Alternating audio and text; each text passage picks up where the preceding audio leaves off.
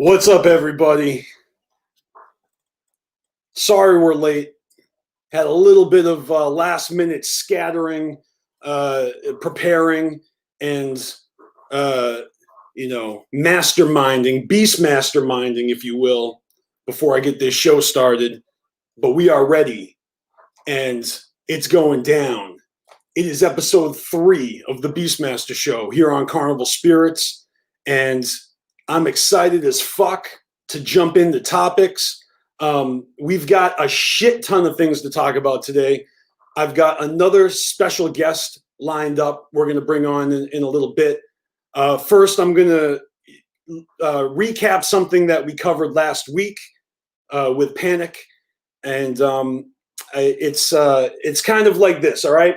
We talked about the Cottonmouth Kings last week and how D-Loc went live, kind of airing out his dirty laundry about the rights to the music, to the catalog of albums that KMK has put out throughout their entire career, minus like the first 3 albums and maybe that OG shit that they're just putting out now. And there's something that I forgot to say last week that I feel is extremely valid. So I would like to start off the show with a message for D-Loc, okay? If you guys did not know, and I don't blame anybody for not knowing this, because this is like an obscure fact in the Juggalo world, but in the mainstream world, recently, and I mean real recently, like within the past month or so, an artist by the name of, hold up, I'm going to let myself finish, but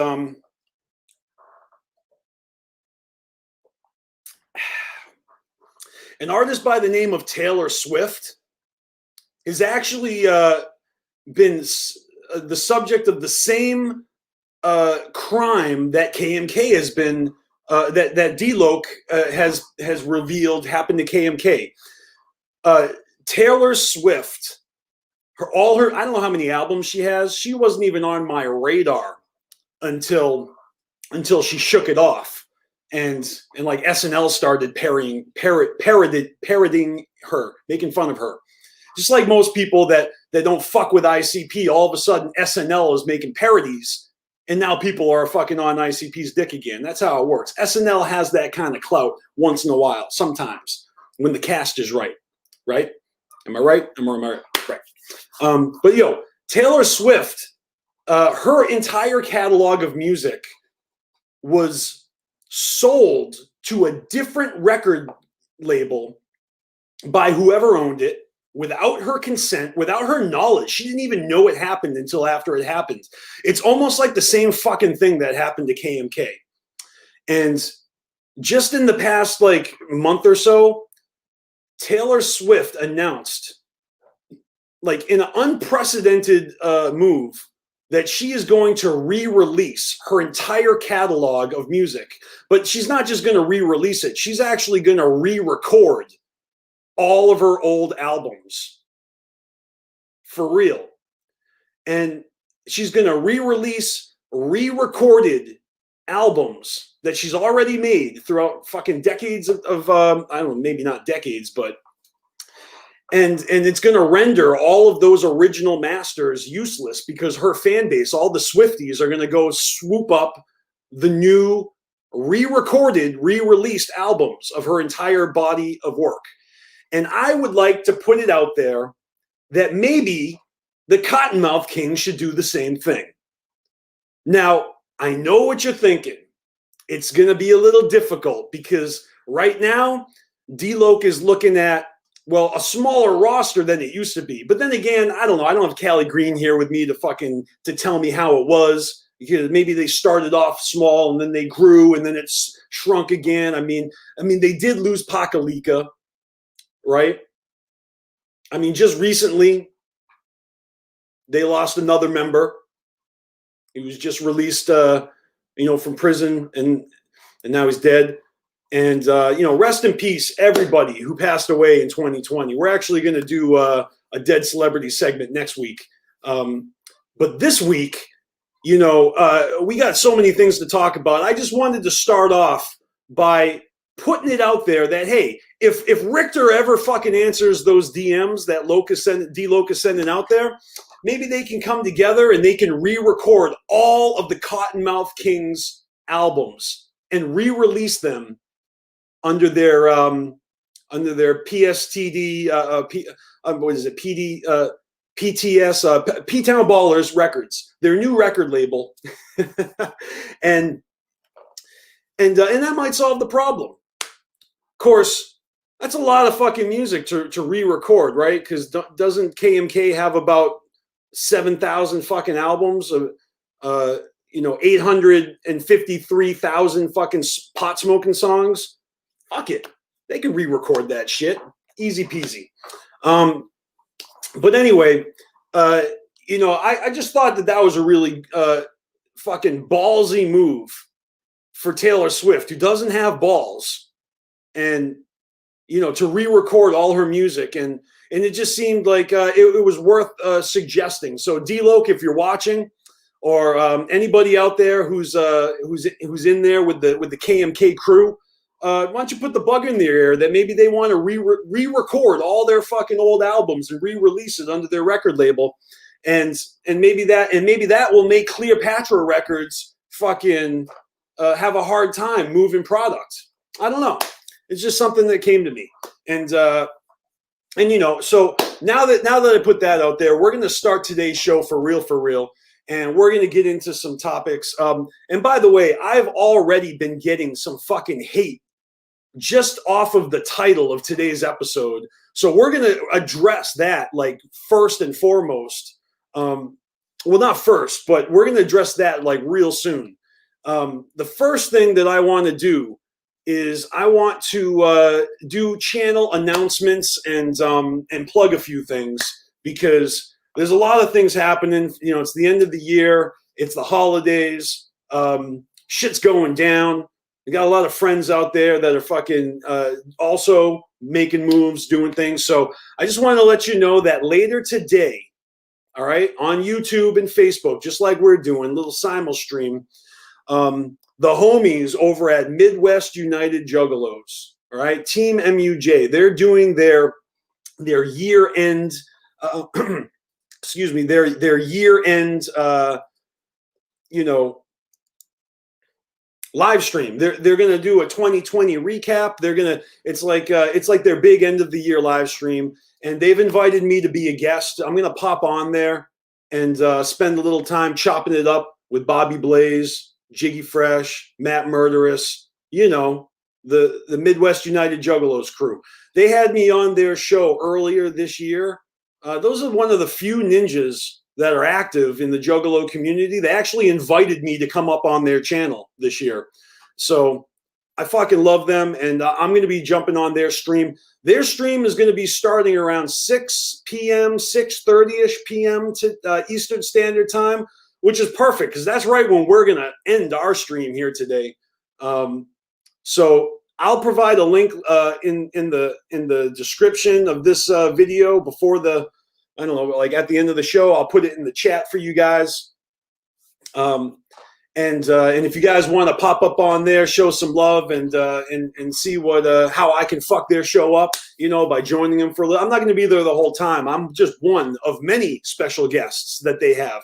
They're doing a whole fucking thing over there, and I just wanted to give them that plug because they were nice enough to invite me to take part. So again, Midwest United Juggalos, Team MUJ, going live later today with their end of the year live stream. I'll be in there with them, and they're going to be done. They might overlap a little bit, but they plan on being done before ICP does their HelloFresh Holidays stream. So, I mean, if you're inclined, you got something to watch all fucking day and all night today. It's pretty fucking fresh. All right, let's go on to the next thing. And pardon me, I got to check my notes. Okay, the next thing is well, I guess it's another announcement.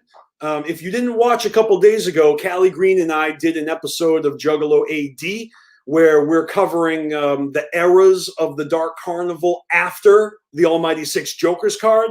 And, you know, I think we've done like 5 episodes now. Or we started out with the Calm, and then we went on to the Tempest. And this week we covered the Eye of the Storm, and it was really fucking dope. We were talking all about that first Cave and Rock gathering, and you know, 2007, and some really fucking fun conversations in that stream. If you haven't checked it out, don't sleep on that. And I mentioned in that stream at the very end that not only were we going live today, but we're going live tomorrow, same time.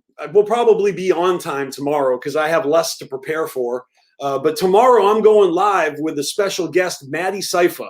Maddie Cypher is a rapper from Connecticut. He's also a ghost hunter, and he's an author. And I'm going to do like a career retrospective with him. We're going to look at all his, he put out like a dozen albums in the past decade, at least an album per year for the past 10 years. And the album that he dropped this year on Halloween features a song with myself and Mastermind from Nodis. If you guys are living under a rock, you haven't seen me fucking promoting this, you got to check that shit out. Because not only is this album Appetite for Dysfunction, Maddie Cypher's best album ever, but it's also my return to music. The first time I've rapped on wax in 7 fucking years. I practically haven't done any rapping since I put my album out in 2012. I made like 1 remix. That's it. And so, you know, Maddie Cypher finally got me out of retirement, and it's really fucking dope. The song is dope. It's called Ghost Breath. It features the legendary Mastermind of Nodis. And I mean, it's like all of a sudden, this is like my best fucking collab I've ever done in my life. And I have a couple dope collabs. I got a song with Jay Reno, the Tunnel Runner. We put that on our Carnival Spirits mixtape a few years ago, Ninjas in Action Volume 1. And I mean, no slight on Jay Reno, but Mastermind, come on, that guy is an OG wicked shit fucking legend. And we actually have an original Mastermind track for our next Ninjas in Action mixtape that will be dropping this coming year. And I know we used to say that year after year, but trust me, if you don't believe me now, just keep watching the BeastMasteR show and watch how fucking serious we are this year about getting shit done. Because as you know, we're celebrating our 9th year anniversary on Carnival Spirits, and I plan on driving this fucking internet stream, this show, like a fucking freight train right into our 10th anniversary next year. And somewhere along the line, we're going to drop cluster bombs of fucking freshness. And one of them has to be our fucking second mixtape. All right. And I wish I had more graphics to pull up as I'm talking, but it's like, oh, there's so much to do. I barely had enough time to get a few key graphics that I needed in order, you know, visual aids to help tell the stories. And really, like, I'm going to try and bring up a graphic right now for this next one. So we got Midwest United Juggalos tonight. We got Maddie Cypher tomorrow. And anything else? Oh, yeah, one more fucking announcement, and then we'll get into topics. This New Year's Eve, Carnival Spirits is going to be doing a live stream on New Year's Eve. We're going to be ringing in the New Year's with whoever wants to fucking join us. You know, normally everybody's got places to be, people to do, you know, things to fucking drink. But this year, if you're smart, you're staying in, you're laying low, and we figured that we would round together any lost souls out there that want to fucking kick it on New Year's Eve. Come join Carnival Spirits New Year's Eve live stream. We haven't even given it a name yet. We're going to do that and reveal that next week. Next week after Christmas on the 26th. That's the last BeastMasteR show of the year. It's the last Saturday of 2020. And I'll announce the official name of our live stream, you know, and it's gonna have a bunch of people, not just us. That live stream is going to be helmed by Don Chaos. He's coming back. He's been taking a little break from YouTube this month, you know, recharging the batteries and whatnot. And but I'll be there, a bunch of familiar faces from Carnival Spirits, plus special guests that Don Chaos is lining up. So I'm looking forward to that. You'll see me on New Year's Eve. I probably will not be staying up till the ball drops, but you know, just because I'm an old man and it's way past my bedtime, and I gives no fucks. But I'll be there in the beginning, and we'll fucking start that shit off strong. All right. Okay, so let me pull up a graphic here for the first topic of today, and then after the first topic of the day, we're going to address the drama that has smacked me in the face. Like right as I'm putting the show together, I'm already getting hate mail, and and so I feel like hate mail is going to have to be a segment of the show because it's fucking funny as shit. That people are actually triggered by something that I'm doing. Like, who gives a fuck what I do? All right, so let me pull up the screen share and let me find Photoshop. And I've got my little graphic here.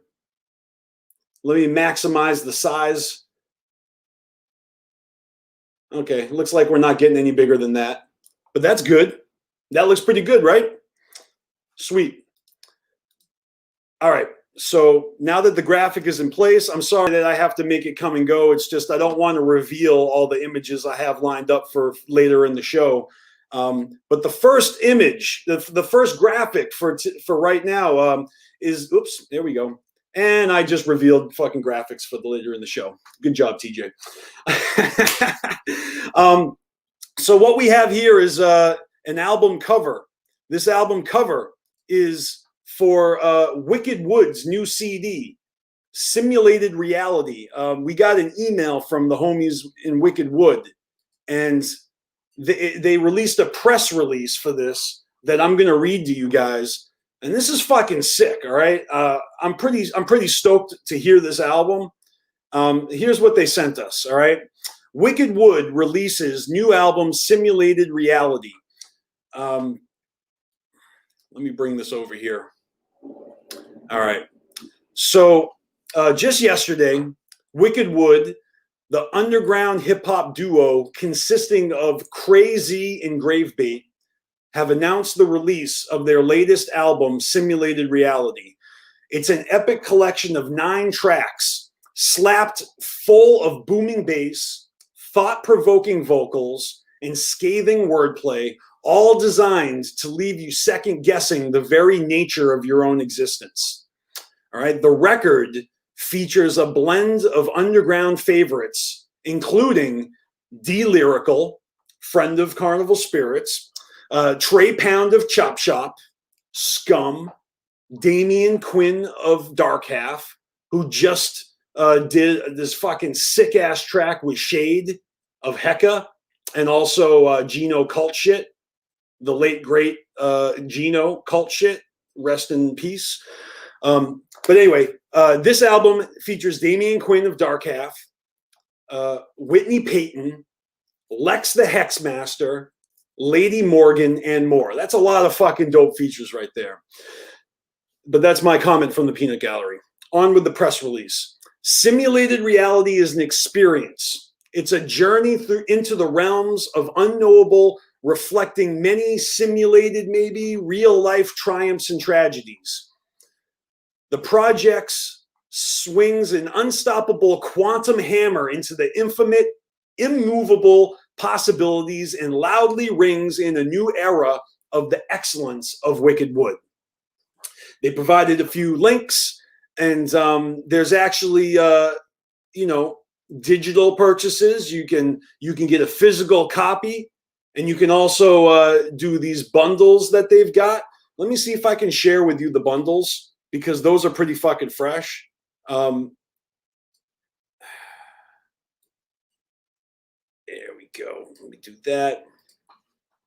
All right. So the first bundle, it worked.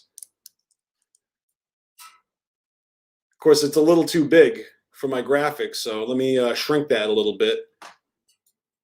Okay, here's the first bundle. $30 plus shipping. You get a T-shirt and you get the simulated reality CD. The second bundle. Sorry for the wrong proportions. Let me just get this down. All right. At least it's snapping into place. Second bundle is $50 plus shipping, and you get the CD, you get the T-shirt, you get a sticker, you get an exclusive autographed poster, and you also get a face mask, which is fucking dope because out of all this shit, the face mask is the most practical of the bunch. So yeah, Simulated Reality, the new album from Wicked Wood, available now, like as of yesterday, I think. And I'm really fucking excited to hear that Lyrical fucking song. That's our homeboy right there. And you know who I'm talking about when I say Lyrical. That's Lyrical of Intelligence and Violence with Violent J, like pre-fucking Carnival of Carnage, pre-Dog Beats. Is that shit even pre-Basement Cuts? Dude, that was like, you guys saw on ICP's House Party Peep Show. They had Dale, Lyrical, as a guest on their talk show.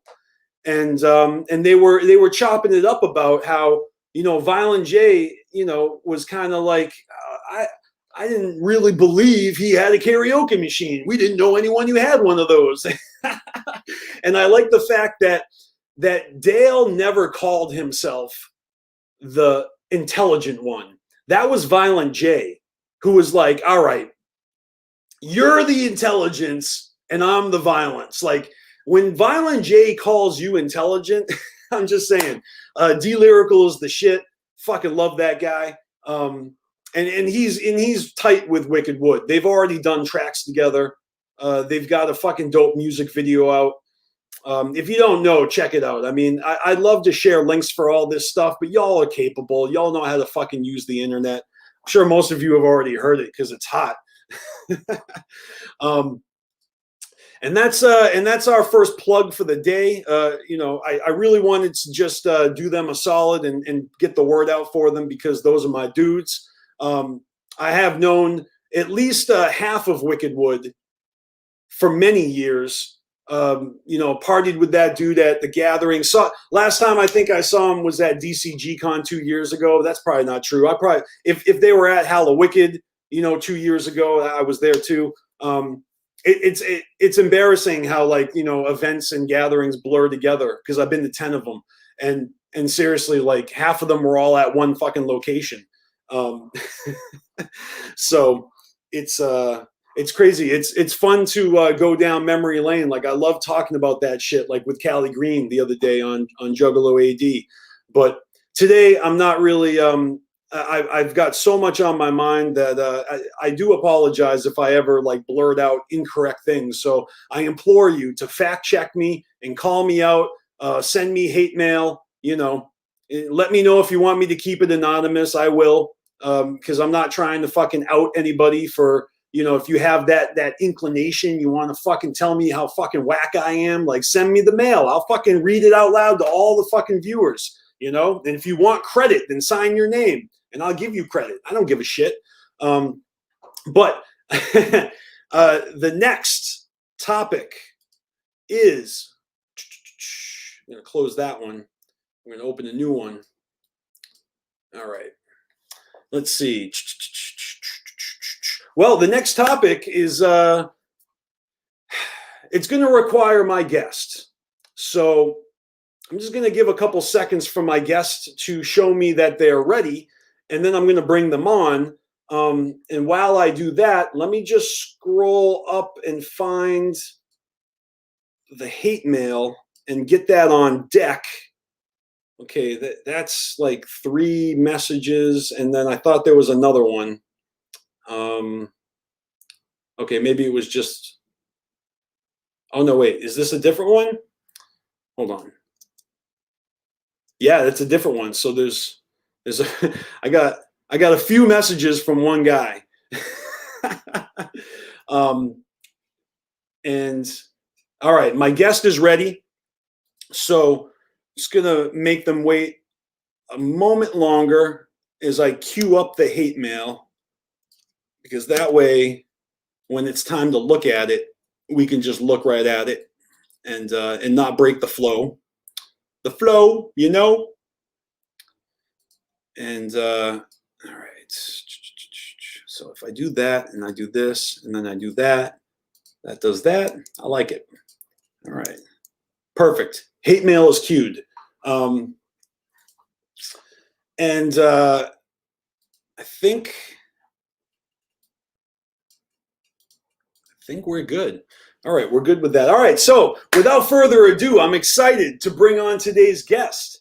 And a lot of you guys that are part of the YouTube Juggalo community, you know her and you love her.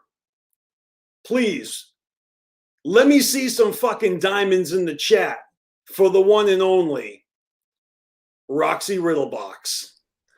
What up, though? Yo, what's up, Roxy? Welcome to the BeastMasteR show. Thank you. How are you guys today? Well, I'm doing great. And, you know, I haven't really looked at the chat as closely enough to see how everyone's doing. There's a lot of people in here. I can't see the chat, but what up, though? All right. You can't see the chat. So I will try to throw relevant comments on the screen, you know, on the ticker. Oh, that's what I forgot. I forgot the ticker. Let me see if I can get that bad boy up there. Where's the ticker at? Overlay, video clips. What? I'm confused. Wasn't there supposed to be a little ticker? Oh, banners. I'm on the wrong tab. Here we go. Boom. All right. Now I got my ticker active. On the ticker. Yeah. I told myself going into the BeastMasteR show that I was just going to like not fucking stress myself out over figuring things out on the fly. If anything, 2020 is so fucked that I'm just giving myself a pass for the rest of this year. That means I got today and I got next week to work out the bugs. And then once it's 2021, we're going to fucking tighten up those fucking loose ends, and we're really going to come correct with less glitches and more fucking streamlined precision in everything that we're doing. I hope that I'm gonna have my shit together next year. That's what I'm trying to say. Hey, I think we're all trying to get our shit together every fucking year. So shout outs to that. I know, right? And I'm not gonna fucking say who it was. Journey continues. Yeah, somebody told me that, you know, yesterday they're like, I can't wait for next year. And I was like, bro, you know damn well that as soon as the clock strikes midnight and it's 2021, ain't nothing gonna change. It's gonna be the same old shit. Like, seriously, I don't buy into that whole new year, new me. Like, we're all the same pieces of shit we were the last year. We're gonna continue. Exactly. We are. Exactly. Let us be the piece of shit that we're fucking meant to be. God damn it. Oh, man. Merry Christmas in this. Yeah, Merry Christmas. Oh, did I not say that this was our Christmas episode? This is a Christmas special, y'all. Happy fucking holidays. You're the only one wearing the appropriate attire. You got that dope ass fucking, yeah, look at that shirt. Yeah. This shit's like fucking, I think it's over 20 years old, dude. This shirt's like pretty faded and cracked and shit. All right, well, because I knew you were going to wear that shirt, I decided to wear this because I wanted to color coordinate with you. Color coordination? Are you serious right now? That's all I could do because I don't got no Christmas shirts, you know? Yeah, I think this is my only Christmas shirt. So there you go. I do have my grump tree. So everybody, if you haven't seen this in the background in the past, this is my, it's really a grump tree. See? Nice. And I should put this in the frame for you guys. Hold on. Yeah. Let's keep the back of this shit. Merry fucking Xmas, bitch. Yeah. All right. Now anyway. You can see the grump tree, and God, it's so close to me. I'm gonna fucking knock this thing over, or like my hair is gonna get caught on it. You know what I mean? Like, because this thing's got. I know that struggle. I know all about that. All right, let's hope the grump tree doesn't fucking grab my ponytail. By the way, do you guys like my French braid? My sister hooked me up today. Fancy. Yep. All right, so Roxy, how you doing? Can we just reset and let's continue the show right. I want to know how you doing because we haven't actually been in a live stream in a hot minute. Of course, we talk all the time, but for the sake of the gift of gab and everyone watching who maybe hasn't been keeping up with you, like, how you doing lately? I'm all right. Just a lot of work and stress and shit, but I'm trying to work my way back into doing more projects on YouTube and shit. So cool. I just been working, really just working my ass off and being stressed out and trying to deal with this fucking year just like everybody else, I'm in that boat. I've been working nonstop all year. Yeah. I'm an essential. Although even though I just said, like, New Year's ain't shit. I do make New Year's resolutions. I do try to I try to to bookmark these calendar years with personal growth and whatnot. So and I don't even think that that's something that is worthy of like a topic, but in general, like every fucking week I'm trying to better myself. And so, yeah, every year I'm trying to better myself, and that goes for next year as well. But yeah, that's what's up. I want to work. I want to be happy in my work. I don't want to be stressed out in it. Right. But it's already work, it's already. So my New Year's resolution is to not use the fucking the term essential worker ever. Like every time I say it, I feel so cringy. I mean, it is what it is, but I don't know why. Every time I say it, I'm like, oh, why did I say that again? Like, fuck. So here's my thing: is like, who's to determine who's essential and not? Because I mean, everybody that works is pretty much needed. Like, yo, someone wants fucking Taco Bell at midnight when they have the munchies. Those motherfuckers are essential too. When I want my goddamn midnight tacos, you know what I'm saying? Like, who determines what's Well, I don't think anyone's arguing that food servers aren't essential. I mean, if anything, that is like the most essential fucking people out there, the people that feed us. Absolutely. That's what I'm saying.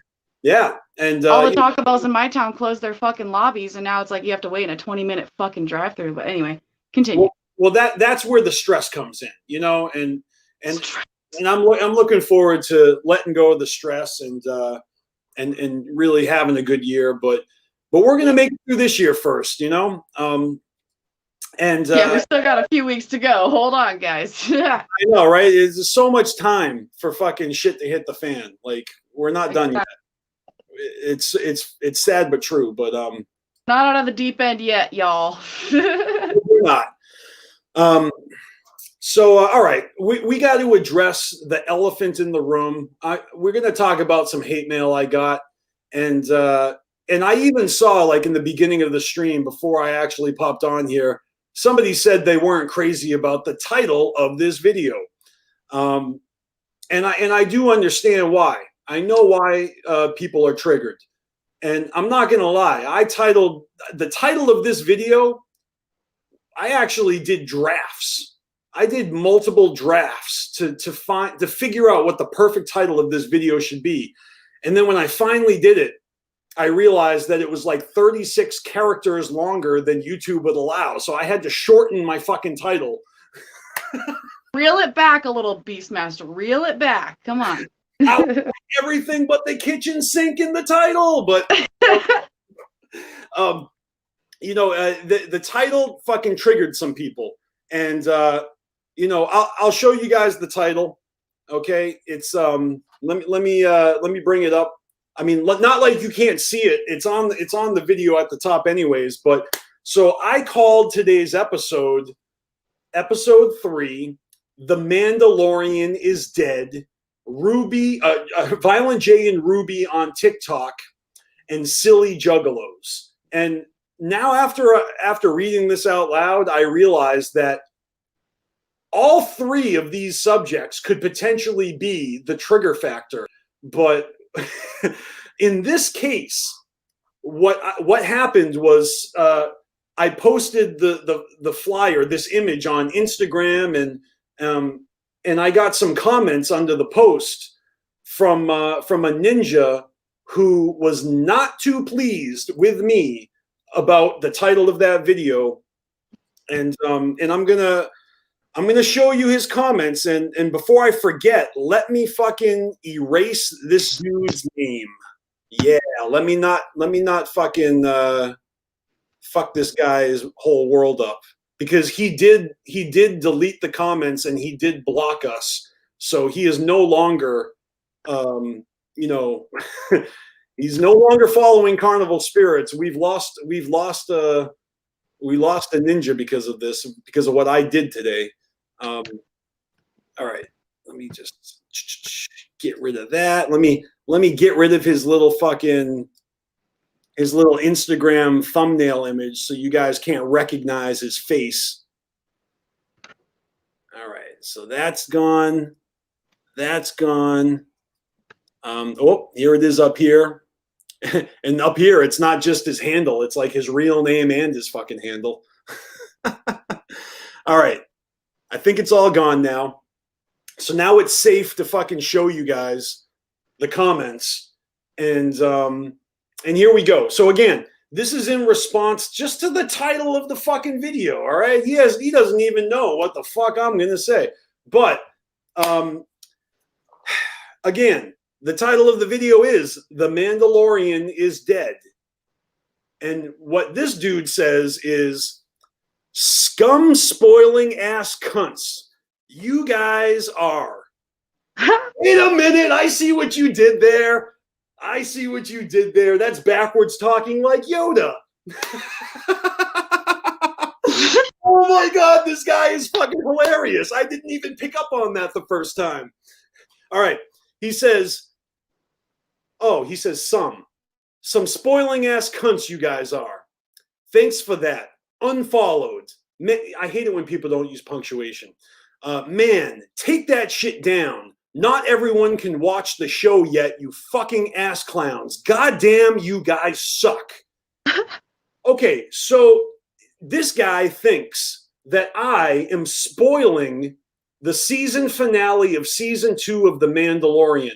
And if you guys have been watching this show, you know damn well that I am watching The Mandalorian, but I just started last week. I'm literally on episode 5 of season 1, okay? I have not seen any further than that, and I actually don't know how the end of season 2 fucking played out. That's what this guy is accusing me of. He's accusing me of spoiling the season finale of season 2 of The Mandalorian because I called this episode "The Mandalorian is Dead." Let's continue reading what he has to say. That's some fucking asshole shit, guys. Do you fucking like when shit gets spoiled for you guys? Probably not. Yo, I agree with him 100%. And in fact, when I fucking was planning this episode out, I told the Carnival Spirits crew that I was a little nervous about bringing this subject up because I was afraid that you guys watching are going to spoil the season finale of The Mandalorian for me. And I was like, how am I going to avoid that? One suggestion is I could not look at the chat. And that's what I always do every Saturday afternoon. I want to look at the chat. I don't want to fucking ignore the chat, even though I do kind of sometimes. But I thought, okay, here's a better solution. I can threaten to block anybody who spoils The Mandalorian for me from Carnival Spirits for life. And I was like, yeah, maybe I do that. Like, I'll tell you guys this. If any of you spoil the season finale of season 2 of The Mandalorian for me, before I get a chance to see it, you're fucking banned from Carnival Spirits for life. For fucking life. All right? I went there. But this guy's accusing me of doing the same thing that I'm paranoid about you guys doing to me. It's fucking crazy. Guess I don't need to watch the fucking show now, I guess. Man, just a word of advice to you. This is me reading comments. Guy's gonna have some pissed off juggalos remain some assed out today seeing that shit. You trying to upset people stuck in their house with only a few good things like this to look forward to. Man, that's some shitty shit. All right. Now, I could play devil's advocate and say, yo, if you're stuck in your fucking house and you got nothing to do, then why haven't you caught up already? Like I already said, I'm essential and I'm working nonstop. I just got a fucking login to Disney Plus last week. Okay, I'm cheap. I didn't want to pay for that shit. I'm already fucking subscribed to too much shit. Okay, and I don't know. It's funny because out of all the fucking rage this guy has given me, here's the reason for the title of this episode. Oops. Well, that's not it. That's the title. But here's the actual reason for the title of this episode. Okay? It's not because I'm spoiling The Mandalorian. No. It's because this week we lost a legend. This week we lost Jeremy Bulloch, the original Mandalorian who portrayed Boba Fett in the Star Wars Christmas special. That was his debut into the Star Wars universe.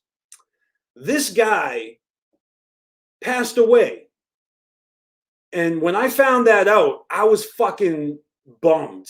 You know who else we lost this year? We lost David Prowse, who was the actor inside the helmet of Darth Vader. So not only did we lose the original Darth Vader, but now we lost the original Mandalorian, Boba Fett.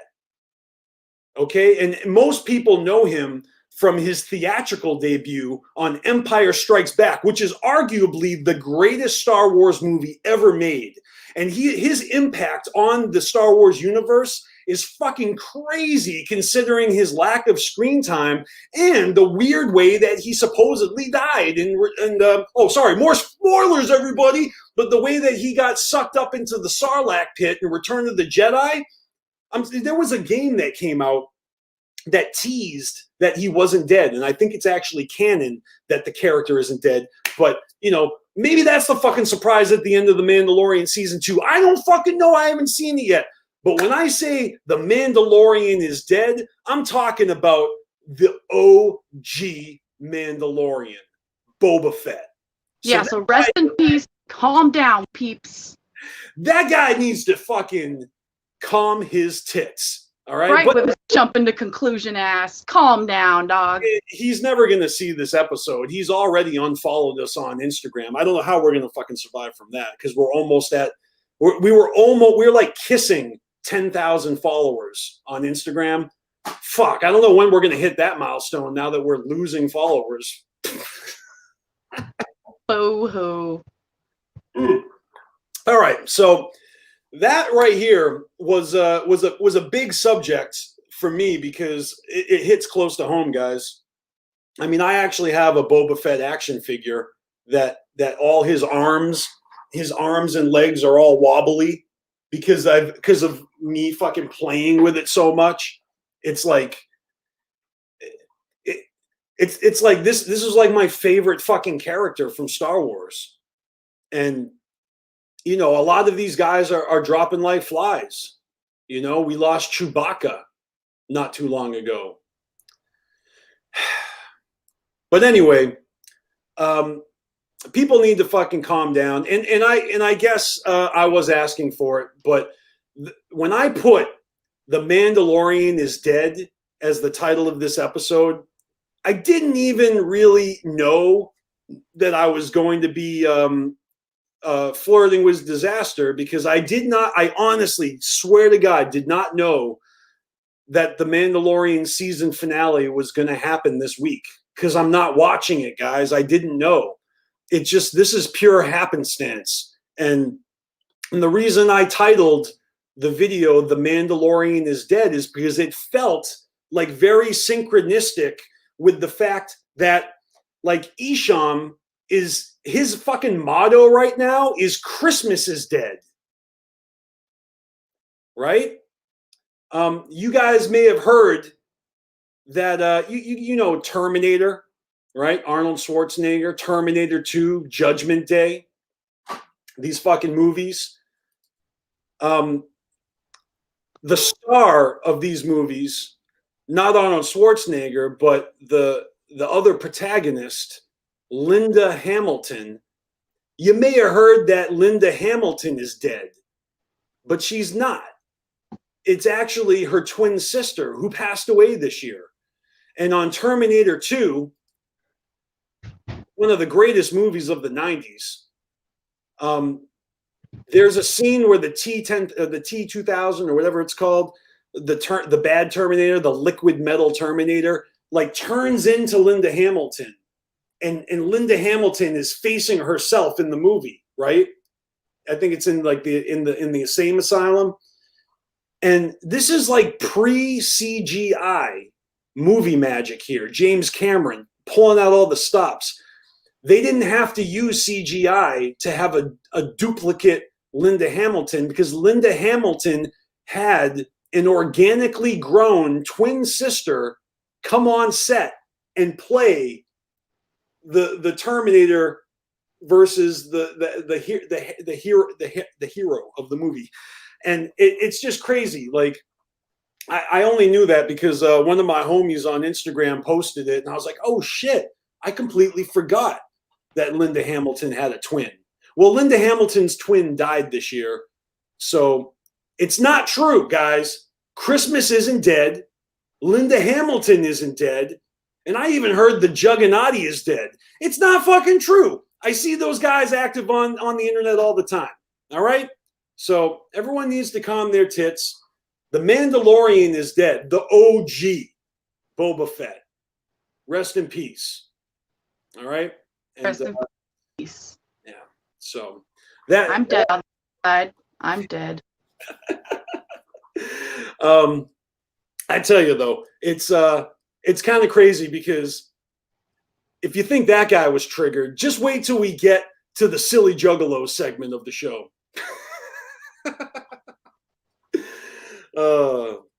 All right, we're going to lighten up the mood, and we're going to move on to the next topic. This is a topic that I've been excited to talk about, and I'm glad you're here with me for this one, Roxy, because I know you got love for... What do we got? We got the Wu-Tang Clan appreciation segment of the day. Oh shit! Hell yeah! Right. We're going to talk about the Wu-Tang forever. All right. So, something that I decided to do this year, like early in the year, was I wanted to school myself on the Wu-Tang Clan. It occurred to me that when I was in high school, I had a few friends that they fucked with the Wu-Tang Clan heavy. Like, these are my stoner friends. And I guess, you know, when I was like a junior in high school and then a senior, these guys were a year ahead of me, you know? So they were a little older than me. And when I started hanging out with them, I'm saying it was like my senior year in high school. That's when I really started hanging out with these cats. Okay. And if you guys don't know, I'm old as fuck. So I'm talking about 1997. Okay.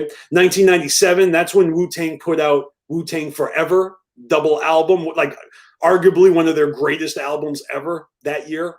And that's the year that I'm sure I heard of Wu-Tang Clan before, but I wasn't really subjected to their music until I was just, you know, getting out of high school.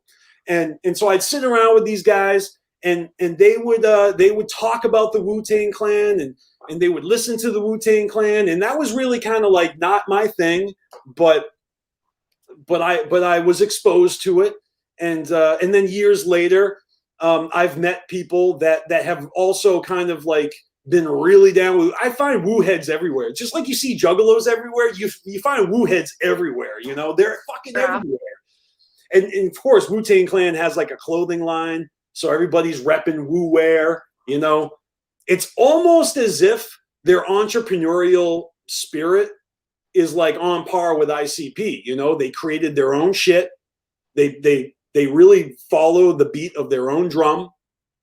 And the funny thing is that Wu-Tang Clan is a whole gang of motherfuckers, and they all have like their own unique sound. I mean, like I'm saying this like that's my original thought. Like everybody knows that the Wu-Tang Clan ain't nothing to fuck with, and they all fucking school it in their own way.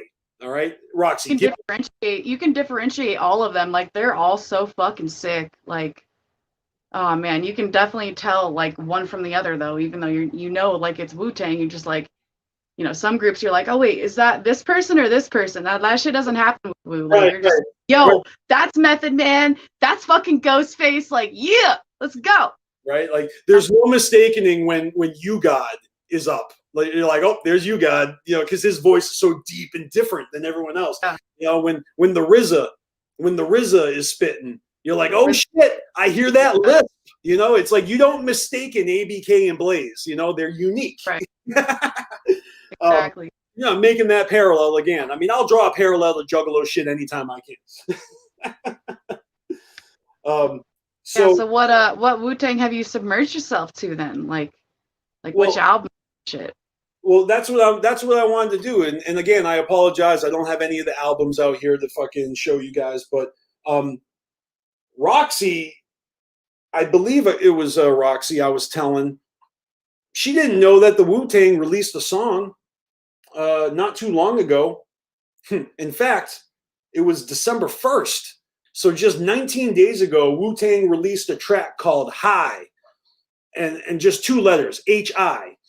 Let me see if I can... Yeah, I had no idea. So thank you for informing me of that. Because I wasn't aware that they had released new shit. Because I'm not in with the new shit, apparently. I live in the fucking past, I guess. Well, I mean, I wouldn't have known unless I wasn't following them on Spotify, and so you know that shit pops up on Fridays, I guess, is when new music comes out. But let me just play you a snippet here.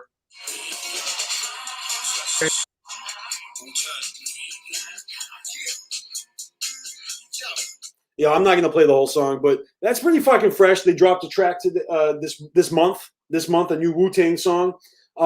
But what I did is I wanted to explore the Wu-Tang Clan's discography and all of the members of Wu-Tang and all of their solo efforts. So I literally went onto Spotify and found all of their shit, and I just started listening to everything. You know, it'd be impossible to fucking name them all, but I started in 1993. And year by year, I just started listening to everything.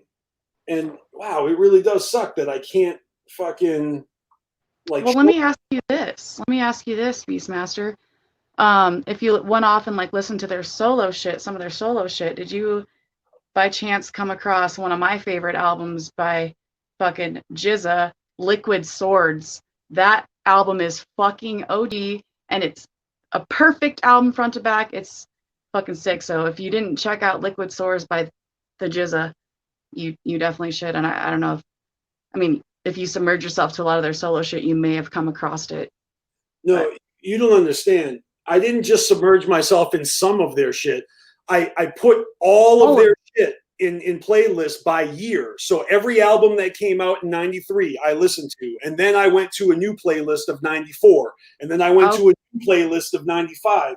And Liquid Swords came out in 95. And yeah, I listened to it. I didn't skip it. That's one of my favorites for sure. So the funny thing is that's one of the few that I had already heard. Like there are a few Wu-Tang albums that I'm already a fan of. It's just I realized that with there being like 9 members and they all have solo careers and there's a lot. Yeah, there's a lot. And it's like I kind of felt like bad for calling myself a fan and having never listened to the bulk of their work. So I took it upon myself to listen to everything.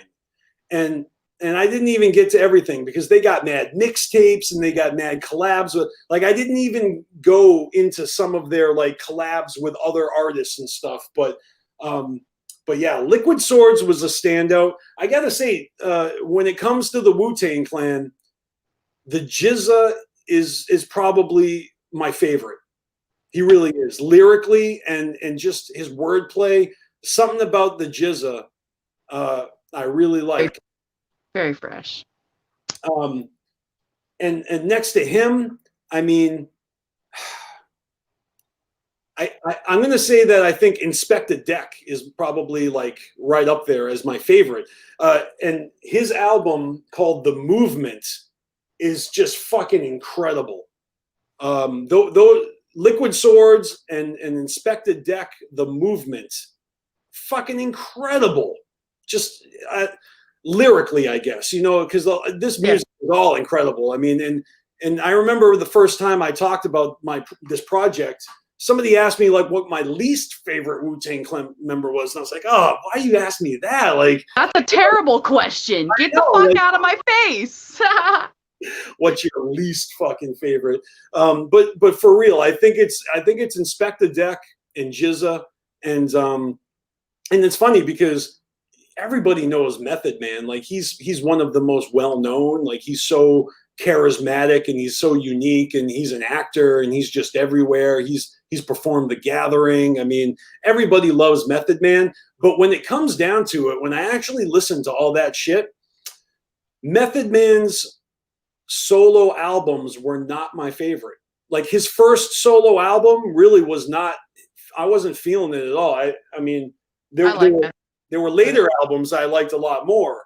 I just thought that was interesting. I thought like, oh, well, I already know I love Method Man. So, but when I got to his shit, surprisingly, I was digging the other stuff more. Maybe it's because I never heard the other stuff before and it felt fresh to me. I don't know. I don't know why.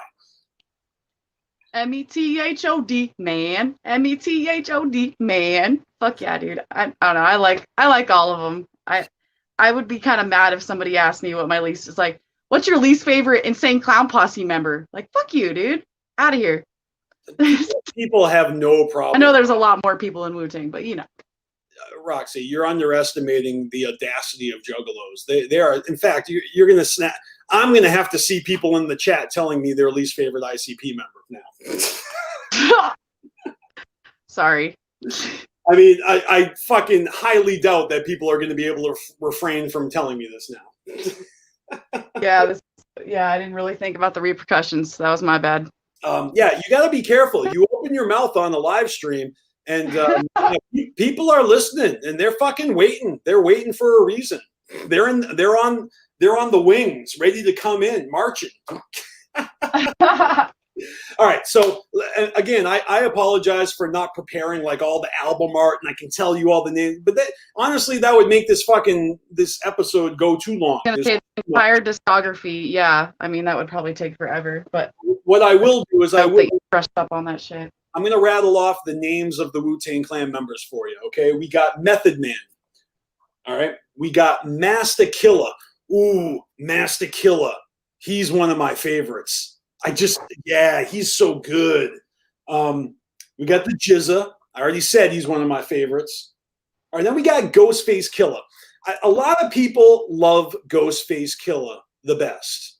I believe that the homie Mike Sears from Speak Your Clout, I believe I've heard him say a couple of times that Ghostface is his favorite Wu-Tang, maybe not even his favorite Wu-Tang member, but like literally his favorite MC of all time, I think. So really, I like Ghostman. He's definitely fucking Ghostface. He's definitely one of my favorite of them. But like, I don't know.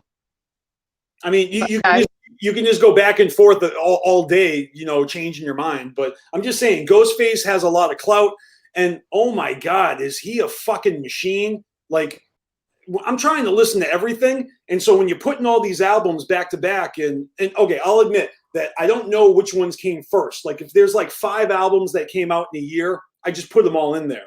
I don't know if they're listening to them in the chronological order within the year, you know, but I knew that all these albums came out in that year, and like every year you got like an album by this guy or this guy, and then there's like 4 albums from Ghostface Killah, and then sometimes like he's the only one who's putting out music. Like he is the hardest working Wu-Tang member, hands down. He's got fucking so many albums.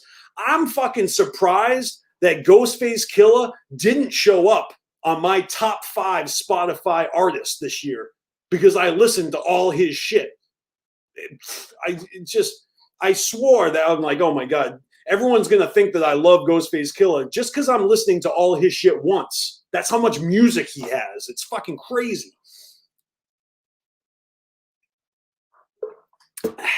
All right, then we got Inspector Deck. Fucking ill. Hold on, let me tell you. Besides the Movement, is it the Movement? Yeah, the Movement. That's my favorite album by him. But he's got another one that I fucking love that was later on, and it's called. Is it this one? Chamber Number 9. I can't remember. I'm going to be going back to these again in the future. I have this like this newfound passion for the Wu-Tang Clan, and I'm not going to lie, it was spurred on by when I finally checked out their documentary series called Of Mics and Men. So I watched that, and I was like, damn, I'm a really shitty Wu-Tang fan. I say I like them, but I haven't heard all their shit. So I fucking remedied that this year. When I'm on the Midwest United Juggalos show later on today, you know, Team MUJ, they're going to be asking me my favorite parts of 2020. That's one of my answers. This is one of the things I did to keep my sanity this year was I fucking bumped a shit ton of Wu-Tang, and I schooled myself. It was really fucking fun, man. All right, so after oh, go ahead, Roxy. What you got? I was just saying, super fresh that you did that. Continue though. Okay. Then we got remember you posted that T-shirt or that image on Instagram that had all the Wu-Tang members' names inside the W? Yeah. Remember my comment on that post? Yeah, you said they were forgetting one of them. I'm having a brain fart. And who forget? Your T-shirt was missing Capadonna. Like Capadonna, that's right. So like, where the f is Capadonna? Capadonna was not an original member of the Wu-Tang Clan. In fact, he's on their first album, but he's like a feature. So it's weird. It's like, let me pull up 1993, and that's 36 Chambers, their debut album. Fucking fantastic album, 36 Chambers. That sucks. It's like I can't see who's on the track unless I actually like click. It's just because I'm looking at a screenshot. So if I hit this, yeah, so it doesn't even tell me the features. If you look at the actual, like the back of the CD, all the songs, you know, it says featuring Capadonna. Like almost every song features Capadonna. He's a feature. He's not a part of the Wu-Tang. But according to their documentary or according to their, you know, their biographies, they say they made him an official member later. And so I'm wondering, maybe your T-shirt was OG, you know, maybe it was like pre-Capadonna. That's the only thing I can guess. Yeah, that was actually it was just an image. It was a thumbnail image on just like a playlist or something that I was listening to at work. So I just snapped a little shot of the thumbnail. I totally wasn't trying to bust your balls. I was just like, it was just an observation because I just so happened to be like diving into the Wu-Tang's music. And so when I saw that graphic, I was like, there they all are. And it was like, hey, wait a minute. Where's Capadonna? Hold on a minute there. What the fuck? All right. Something's not right with this picture. All right. After Capadonna, we got You God. You God is tight. He's kind of like the big hoodoo of the Wu-Tang Clan. He's got that deep voice. The big hoodoo of the Wu. I like that. Big hoodoo of the Wu. The big hoodoo of the Wu. Bars. And then we got the RZA. The RZA. I really did not know much about the RZA, but man, this guy is talented. I mean, he's the mastermind behind Wu-Tang Clan. He's making movies. If you ever seen like, what is it, The Man with the Iron Fist Part 1 and 2, and a whole bunch of other fucking dope ass movies. He's got a new one too. I'm not really, I don't remember the name of it. I saw a trailer, and you know, these are movies produced by the RZA. and he does the sound. Have you ever seen this movie called Ghost Samurai, or is that what it's called, Ghost Samurai? I don't think I have seen that. Or is it called Samurai Dog? Hold on. I'm sorry. I gotta fucking find the answer to this right now. Must come correct immediately. Okay. It's called Ghost Dog, The Way of the Samurai. Have you ever heard of that movie? I have not. No. It stars Forrest Whitaker, and the soundtrack of the movie was done by the RZA. This movie came out in 1999. It's really dope. I know a couple people that don't like that movie, only because, okay, I know a homie that doesn't like this movie because he doesn't like how samurai are represented in the. It's a fucking movie, so it's not a true story. It's not about real samurai. It's about like a fucking hitman, you know. Forrest Whitaker, he's got a hoodie on and he's killing people. It's like, you know, it's on that Pulp Fiction steez, you know. Okay. But yeah, so it's a dope movie. If you ever want to check out something fresh that you've never seen with a really good soundtrack, check out Where's the Ghost Dog. soundtrack? Fuck yeah. Yep. I can maybe Well, I kind of want to check that out now. Shit. tell you what, I'll show you. I will show you a screenshot of the fucking movie poster so that you guys can see what I'm talking about. I would like to do that for you because it's that dope of a movie that I think it's worthy of sharing that. Hell yeah. Thank you. I just do. I think I just did something bad. Oh, no, I didn't. Okay. So let me just make this a little bigger. Fill the screen. Know what I mean? Filling the screen. Know what I mean? Nah, mean. The jacket is tight, son. All right. So this is the poster for Ghost Dog, Way of the Samurai. And at the very bottom, it says soundtrack available on Sharp Records, Epic, featuring original music by the RZA. And the poster, it says, live by the code, die by the code. Fuck yeah, I'm going to have to check that out for sure. That looks dope. What the hell? My shit's kind of glitching on me here. But anyway, you can see it. I'm not going to read the rest of the poster. You get the point. Oh, what the hell? I got some glitchies. Got some glitchies here. Okay, I fixed it. I fixed it. Nothing is fucked. Nothing is fucked. And what are we counting down the Wu-Tang Clan members? After the RZA, we got Raekwon. Raekwon is kind of like the most gangsta of the Wu-Tang.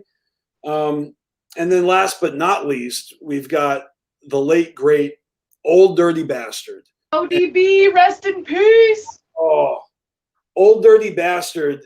You know, I'm gonna admit, going into this project, I did not expect him to be one of my favorites, but his fucking albums are so fucking good. They are so fun. They are so catchy. Like, they are fucking awesome.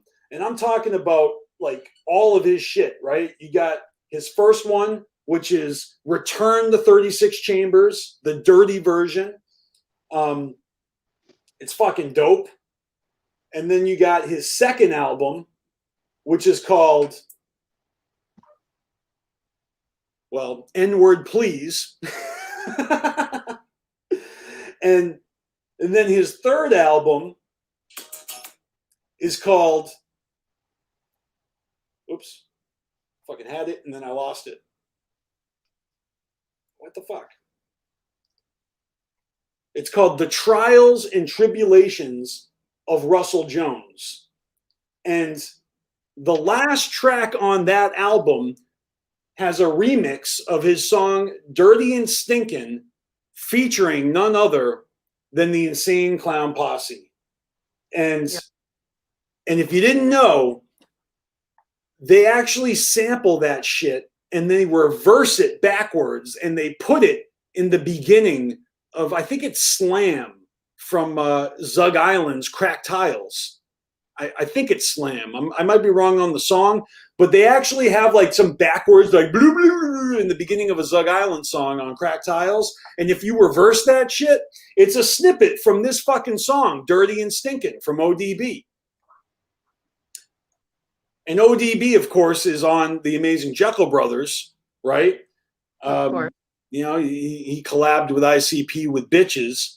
And the way that ICP tells the story, you'd think that like they'd never work again because of the way that they had to fucking, you know, the way that his shit was all weird and they had to adjust it and change. You'd think from the way they tell that story that was just a one-time thing and it will never happen again. But no, they go on to make more music. It's like ODB actually put ICP on his fucking album. How dope is that? Blows me away. No. Oh man, I really fucking enjoyed this this project of listening to Wu-Tang Clan like all year long, and that's really all I have to say about it. You know, they did release that song this year. It's called High, and it's pretty tight. Check it out if you haven't heard it. There are more fucking tracks that came out by Wu-Tang members. I'm not going to go look at all of them. It'll take too long. We're already an hour and a half. We're already halfway through the episode now. So we're halfway through the episode, but we are not halfway through topics. Let's see. What do we have next? Well, I guess by the title of the video, we could cover another one of those. So, Roxy, What's up? do you fuck with TikTok? No, I tried and I failed. I'm not very like technically advanced, if you will. Technologically advanced. So no, I haven't fucked with TikTok really. You haven't. It's like one too many apps on the phone. The app was just fucking like, I don't know if like I'm just a stoner, but the app was like fucking impossible for me to figure out how to even do it. So, I mean, granted, I only gave it 5 minutes and got fucking frustrated with it and it's like, fuck this. But I could not figure it out for the life of me, dude. So good luck to. All right, I figuring that out soon. Look, TikTok is it blew the fuck up this year. Like, I'm saying that TikTok is like the biggest fucking thing that has happened to the internet in a long time. I mean, it used to be fucking Snapchat. And I'm talking about what the kids are into, and you know, the kids of the future. So, where everybody used to be snapping each other, now everyone's TikToking each other. And This is true. I know that TikTok isn't for everybody, but as of just this week, TikTok is going to get a whole lot of juggalos signing up because there was an announcement made. Sure. You know what I'm about to say. I mean, it's in the title of the video. Violent J, and I'm not bringing up the graphic because, it's giving me a headache doing all this clicking. But Violent J put out an official statement saying, stay tuned for Violent J and Ruby with daughter daddy TikTok dances. And I'm pretty sure he broke the internet with that. I'm just kidding. But yeah, so it's going to be interesting to see what's going to happen on TikTok once Violent J and Ruby start, share that account. I've got a TikTok, and like Roxy, I have not yet figured out how to use TikTok, but I still made an account. So if you guys would like to follow me on TikTok, if you're on TikTok, and if you're not on TikTok, how many times can I say TikTok, right? But look, if you sign up for TikTok to follow Violent J and Ruby, consider following your boy BeastMasteR. At BeastMasteR was here, the same as my second YouTube channel. Do I need to write that? It's about to get lit on TikTok is all I'm saying. And if enough juggalos join, it might go from TikTok to lunatalk because shit's about to get lit. That's all I'm saying. All right, ready? I'm about to put it in the fucking comments. Boom. Follow BeastMasteR was here on TikTok. I'll follow you back. As soon as Jay and Ruby get their account, I'm going to follow them. I mean, I'm only following like a dozen people. Most of them are celebrities. I got like a relative in Norway. I just hopped on there today and I saw Miss Hollywood's on there, so I followed her. But ultimately, I'm not into the TikTok scene yet. But it looks like if Violent J and Ruby are going to be entertaining us on TikTok, then I'm definitely going to be on there checking their shit out. I, for one, think it's adorable when Violent J does special projects with his kids for our entertainment. And Shaggy, for that matter, too. Shaggy and Lucha Ronin are fucking hilarious. I follow Lucha Ronin on Instagram, and he's the shit with his little wrestling mask and his alter ego and all the little stunts they do. I mean, yeah, Shaggy and the Creep Show is where it's at, but Lucha Ronin, he's gonna fucking steal the show once he fucking gets a little older. I mean, he's got that spirit to fucking promote, and he's funny as shit. But Ruby, she's also a trip, man.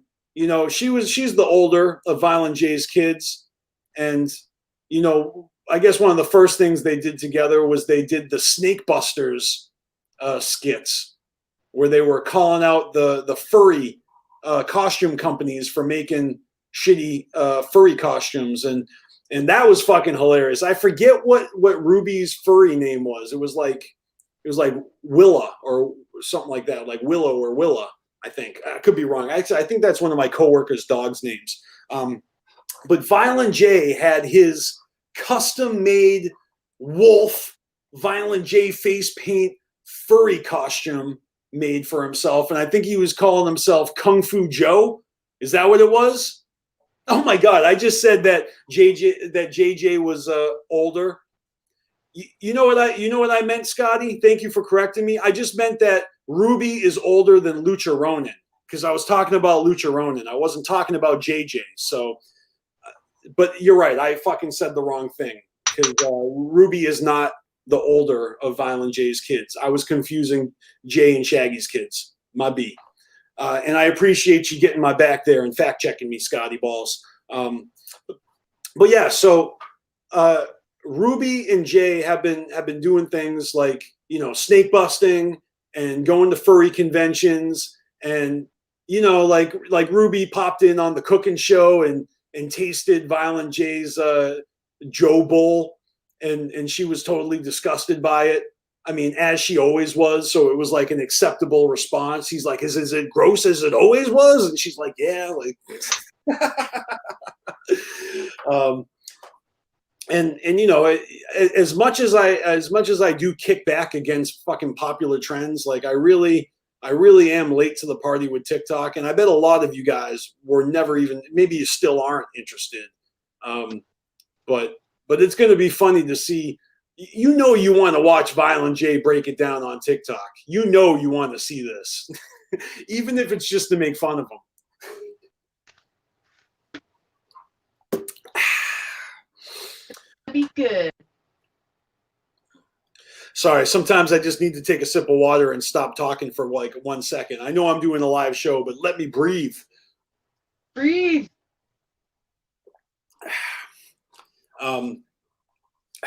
All right. So yeah, I'm looking forward to that shit. You know, I'm gonna be following, and Roxy, don't feel bad for not figuring out TikTok. It's a different app. All apps. This is from China. I mean, China gave us the coronavirus and TikTok, so you know, it's what the fuck? What the fuck, man?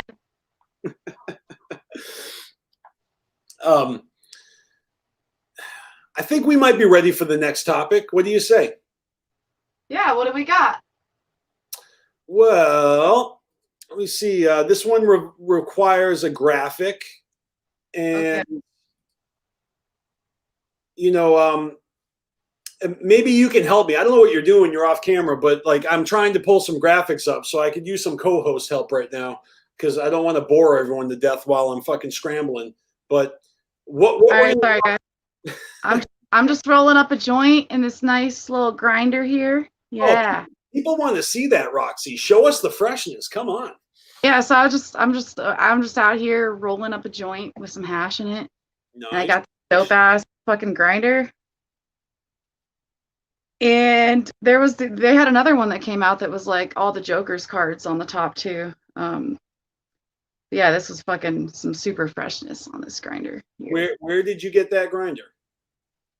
I think it came from Rock of Ages in Detroit, and it was gifted to me. Mm. Have you ever been there yourself, though? I have.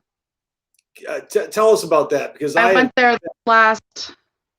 Here's this nice little doobie. So I went there this last. What was it? It was in June, July. One of those times. I went out to Detroit for a couple days and hit up Rock of Ages with fucking Violent George and Margot and shit, and they got some super fresh shit there, man. And it's all like they got old jerseys and stuff for super cheap because they just come down there and drop off all the old shit from the warehouse that's just like sitting there in boxes, and they fucking. Is that how it is? Is that what they do? Yeah, basically, like I was talking to the guy that works at the Detroit Rock of Ages is the same guy from the documentary, and he's just a little older now. And it's the same fucking guy though, and he was just telling us how they come by and drop off boxes of old shit that sat in the warehouse just collecting dust.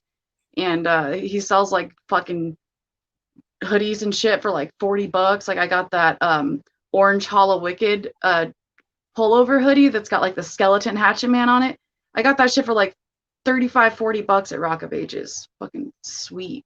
That's awesome. So that was fun. And it's just, I could spend forever in there. They got all kinds of pins and just like hats and t-shirts and stickers, like so much memorabilia.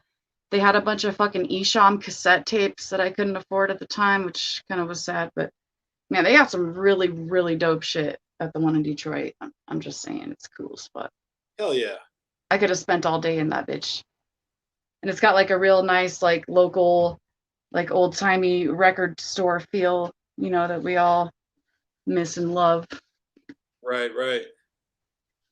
So yeah, it was super fresh. I am not finding what I'm looking for yet. Sorry, guys. I know I'm holding up the flow of the show, but I think that for this next segment, we need our visual aids. So I appreciate you hanging while I'm scrambling to get shit. Ain't no doubt. We're just rolling up a joint. Ain't no thing. Word up. All right, I'm almost there. The problem is the thing I'm looking for in the chat. It's apparently it's way further up in the chat than I thought, and it's lagging because I'm doing all this like screen sharing and broadcasting. So my computer is kind of fucking hating me right now. Don't you hate when shit gets lost in the chat so fast? You're like, guys, just stop for a second. I'm fucking missing all this shit. Hold on. Like when I try to watch fucking Shaggy and the Creep and shit, and like, there's no keeping up with that chat. Like if you see a homie that says something to you in there, it's like, yeah, what up? And like, try to go back to figure out who it is, and it's like that shit's long gone in like 30 seconds, dude. I definitely relate. When I was watching the live streams for the House Party Peep Show, like I actually like took off days of work so that I could stay up for those episodes and watch them live. And the chat in those live streams was like rapid fire. Yeah, it's like gone, dude. So this time around for the HelloFresh holidays, like I'm barely watching any of them live. Thank God for replay. So that's what's up. But I'm not even paying attention to the chat anymore.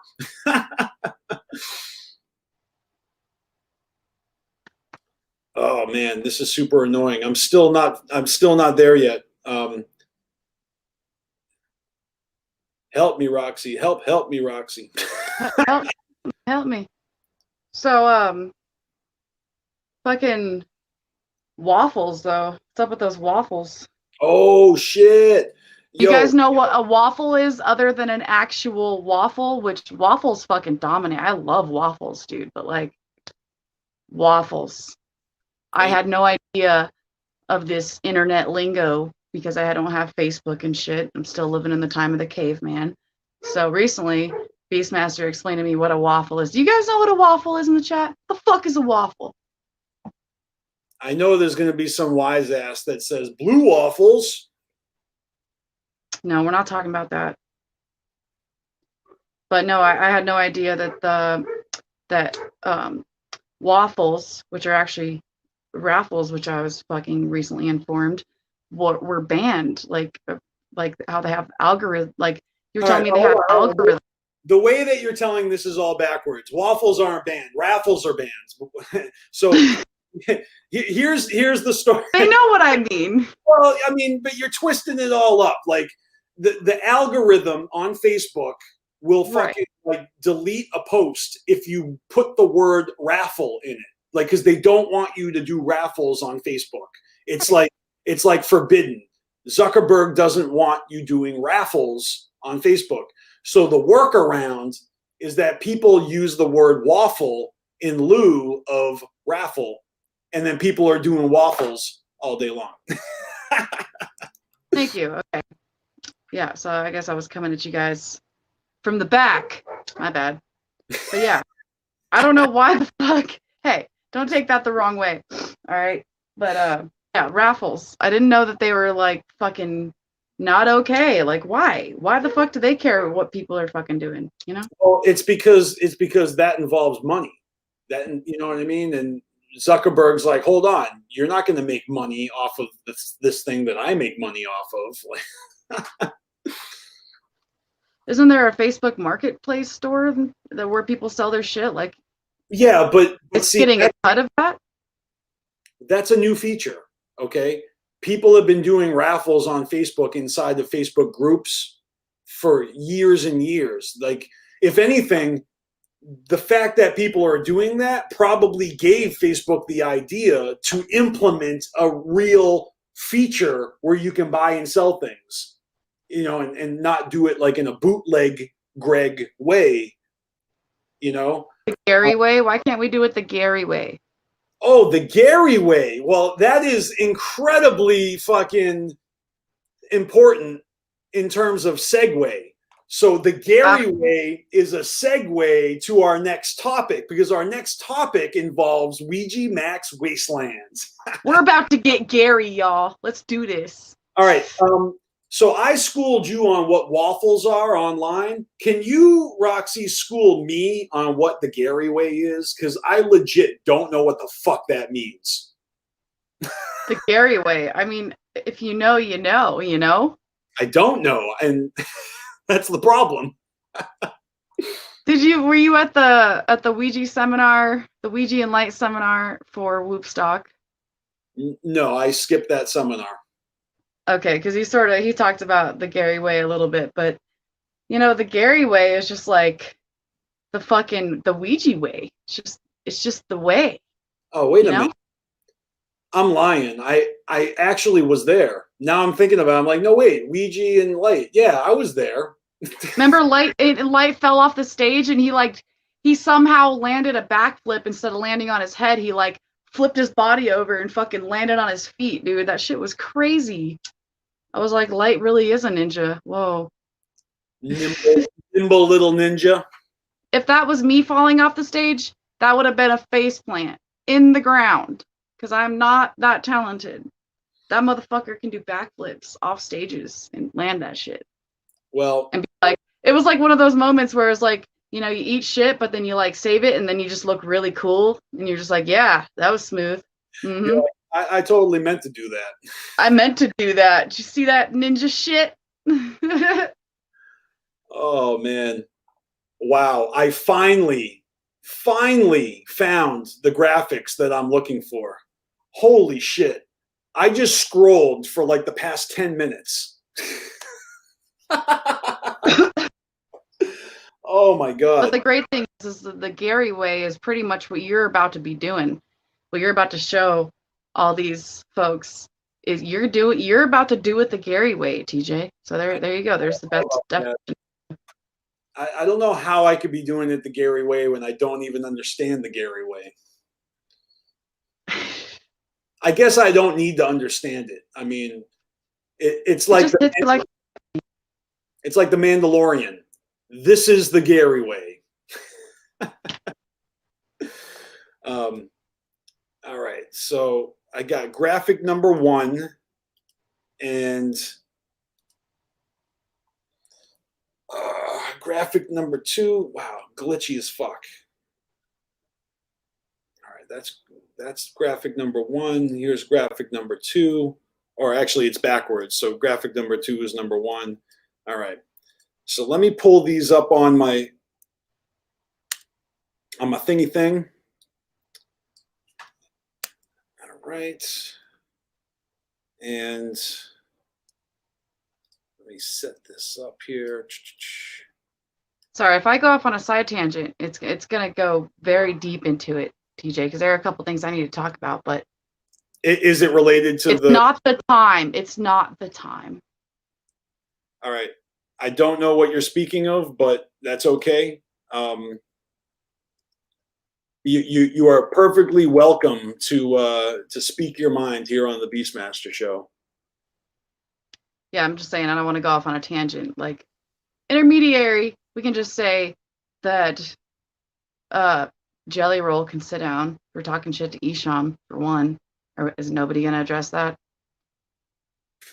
What?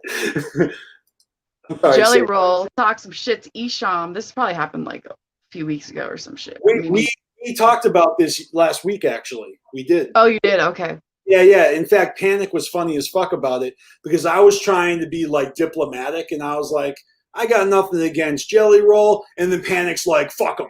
Fuck him. I was like, no. I had nothing against Jelly Roll before that. But then you call you with like, oh, Isham, Bubba, you ain't got no fucking. Fuck you, dude. Fuck him. Fuck him. I'm mind. I think it's a work. I really do. I think Isham and Jelly Roll like fucking planned that out. And he's like, yo, I'm going to razz you and you fucking take some digs at me. We'll go back and forth. Our fans will love it. No, that's not how it works. I thought these rappers were always fucking acting out on purpose to get attention. Jelly Roll had an album coming out. You know, Isham was the one who took the first shot, though. So it's like he did him a favor because as soon as they started going back and forth, it's like automatic fucking drama PR for your fucking upcoming album. I don't know. I was just like, just because of that, I did not listen to the album though. So. Oh, that shit backfired on Jelly Roll. Sorry, bro. It did. Just because of that, like I did like Jelly Roll, and then. Like, you know, whatever. I mean, the music's different from the personality. I get that. But, like, some people, like, ruin it for themselves. You know what I'm saying? You know what? You're absolutely right. And that's actually the reason why we're now talking about Ouija Mac Wasteland. And don't trip, everybody. I'm not saying that Ouija has ruined anything for himself, okay? I'm actually going to bring up some of the features that are on Wasteland. And if you notice, I'm not even going to talk about the album. I'm not talking about Ouija Mac. I'm just talking about the features. So features. And honestly, this is a great album. I mean, Ouija Mac has been grinding. He put out like fucking 4 or 5 fucking albums before this one, just this year alone. And we'll talk about those next week because next week we're going to do a whole 2020 music recap. So we'll talk about all that shit next week. But we've been waiting for Wasteland forever. I mean, he's been promoting this as like because at first it was Trash Fire, right? And after Trash Fire, it was Gutter Water. And then we find that he's doing all the elements, right? So you got water, I'm sorry, you got fire, water, and now this is like the earth, right? Land. And then the last one is like, I forget, it's like fart wind or something. Something about the air or the wind. The Air, yes. I don't remember what it's called. I mean, don't worry, because it's not coming out for another 665 fucking years. But no, I'm just kidding. Ouija fucking works hard, man. He's been putting out mad music, but he's been promoting, and we've been anticipating this fucking album for a long time since. I mean, it's been a long time since Gutter Water came out, right? But it's not like he's been making us wait for music because of all these other shits he's. Anyway, that's beside the point. There's only 2 features on this album. And the first one we're going to talk about is Ritz. Now, are you a fan of Ritz? I am a fan of Ritz, yes. So can you school us a little bit on Ritz's background? Like, all I could tell you is that he is a ginger, but he's also got, like, his hair is ridiculous. It's so fucking long and curly. I don't know how, like, he contains that shit. I mean, I got a lot of hair too, but it's like every time I see him with his hat and then his hair sticking out, it's very, it's like you can even tell it's him by his silhouette. And he actually put himself as a silhouette in the eye of his name. So when you see it, that's him standing there with his little fucking redheaded fro. Yeah, he's got the white boy fro going on. Right? White boy fro. So apparently Ritz got caught up this week. And it was Cali Green Too Fresh that brought it to my attention. At first, I was actually looking for this on Fago Lovers, but I don't even know if they fucking reported on it. But Cali Green showed us screenshots from the Georgia Gazette, the actual newspaper. Yes. That's where Ritz is from. Is that where Ritz is from? Yeah, I guess he's from, like, Gwinnett County, Georgia. And, like, so, yeah. Cali Green did show us that shit first. And I was like, I apologize, Cali, because I was like, fake news! Ritz didn't do shit. Well, like, hey, I was like, no, okay. And then, like, it's not out of court yet, in my opinion, because really when you see, like, let me talk correctly. When somebody is in the news for committing a crime and they start posting all of the charges, you know, at first, sometimes those charges are a little fucking blown out of proportion. And then maybe later, after he has a court date, we'll find out more details and actually find out what he really did versus what he was accused of doing. You feel me on that? Yes. But I've got the fucking screenshots right here, and we're going to look at these list of charges that supposedly, is that the word supposedly? I know what it is. Allegedly. Allegedly, yes. Yeah, we're going to call these alleged charges. And we're going to see here. So it starts off with terroristic threats and acts felony. And then it says aggressive assault. And then cruelty to children, 3rd-degree misdemeanor. Cruelty. Yeah, it's there twice. So that means 2 counts of cruelty to children. We got obstructing or hindering persons making emergency telephone call. Like, give me your phone, don't call the police. Hey, bitch, don't call 911. You can't call 911. Ha! Sorry, I had to throw that in there. Is that from a song? That's a Ritz song. Yeah, call 911 is a Ritz song. So motherfucker can't call 911. Dude, that got him in trouble. Yeah. All right, and then we've got 1, 2, 3 more accounts of felonies. Yeah, of terroristic threats and acts. And then the last one says battery, family violence, first offense, misdemeanor. These charges are so fucking wild. The only thing I gotta say is, Ritz, what the fuck happens? What the fuck happened? Where, I mean, I don't know. And again, I'm gonna call these alleged charges because until he has his day of court, everybody is innocent until proven guilty, right? Yep. Maybe. Also, It sounds to me like what I've put together. It sounds to me like he relapsed because he had been sober for a while. Like he got sober off fucking meth and coke and alcohol and all that shit. Okay. And like I the don't know. picture, his picture looks like he may have relapsed for one. So let's just put that out there. Okay, so you're speculating that maybe Ritz Allegedly. fell off. Allegedly.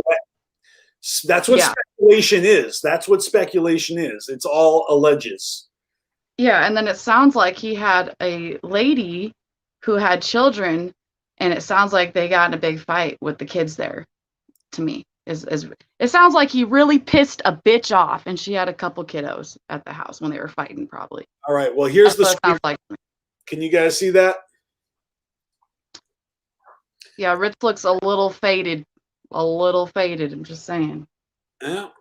I'll say this: he definitely has a nice braid going on there with his hair. Yeah, I at mean, least he got his hair done before he yeah, got arrested. real recognizes real, Ritz. I got my braid, and yours is looking pretty tight. I should try that style someday. We should talk hair braiding someday when you get out of the clink. I don't know.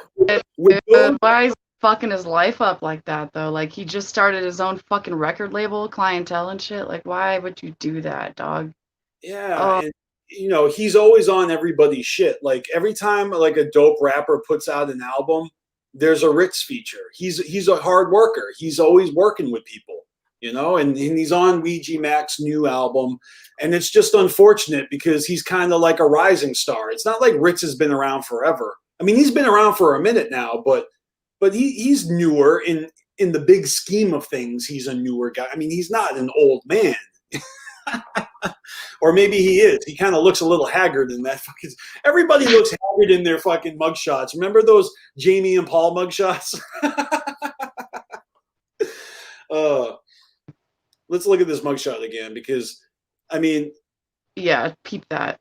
That looks like a young 30-something-year-old fucking 60-year-old. Yeah, dude. I feel bad for Ritz, but at the same time, let's let it be known that if Ritz fucking harmed some children, then I guess it's goodbye Ritz. In yeah, public, I can't find the children, but people have a very low tolerance for fucking child abuse, and yeah. but again, I don't like to jump on the bandwagon, and I don't like to join those mobs of people that just like attack a motherfucker when all over hearsay. But the newspaper has made these charges public, and we'll see what happens when the follow up. If he ever has his day in court. I mean, I was gonna say, like I said, let's let him have his day in court, and then we'll see what's good. Yeah, we'll pass judgment later. And that's just how it is. Now we have another. We have another feature from Wasteland. Oops. Another feature from Wasteland to discuss, and that is Raz Dilliam. He's on the song Fee Fi Fo Fum, and I'll tell you that's one of my favorite songs on Wasteland, strictly because the beat. I love the fucking beat on that track, and with Ritz, we're calling it speculation, and it's all up in the air right now. But when it comes to Raz Dilliam, it's a different situation because this motherfucker actually posted a confession to what he was accused of. And I don't have the screenshots for this because they were shown to me so long ago that I would never be able to find them in the chat. And I'm not going on to Reddit. But if you want to find that shit, it's probably still on Reddit because that's where the screenshot was taken from when I saw it. And nice. That joint must be hitting good. Yep. Yeah, Roxy, you're the shit. So look, here's how I found out about Raz Dilliam when he was on Ouija Mac's Wasteland. I did not know who this guy was prior to this album. I'm just keeping it real. That guy was not on my radar. he's one of those rappers. He's just he's new school or something, or I not sure what the deal is with Raz Dilliam, but you know the homie KMB, the Sexy Ninja from C Plus Studios. He's a friend of the channel. We talked about him the other day or last week on the show because, you know, Fago Lovers had their Underground Spotlight interview with him, and we even feature some of his videos on Carnival Spirits. KMB, Sexy Ninja, C Plus Studios, good dude right there. Yeah, good people. Yeah, when I saw they posted an official statement saying that they were removing all their Raz Dilliam content from C Plus Studios, from their YouTube channel and from their Instagram, and because I guess they've been reviewing his music and maybe, you know, like they've been promoting him, right? So I was like, whoa, you know, this dude must have fucked up if KMB is pulling back support and deleting all of their promotional content from their channel. And right. Somebody asked in the comments, they're like, so what'd he do? And I'm not quoting him, but he basically said that Raz Dilliam was accused and then admitted to grooming an underage girl, like the age of 15, I guess, for years until she's 18, for like an inappropriate relationship. Like he's been in minors' DMs, and apparently he actually wrote a fucking long-winded, very apologetic fucking confession to this. So yeah, it's not up to speculation. There's no allegations here that haven't been confirmed by the accused himself.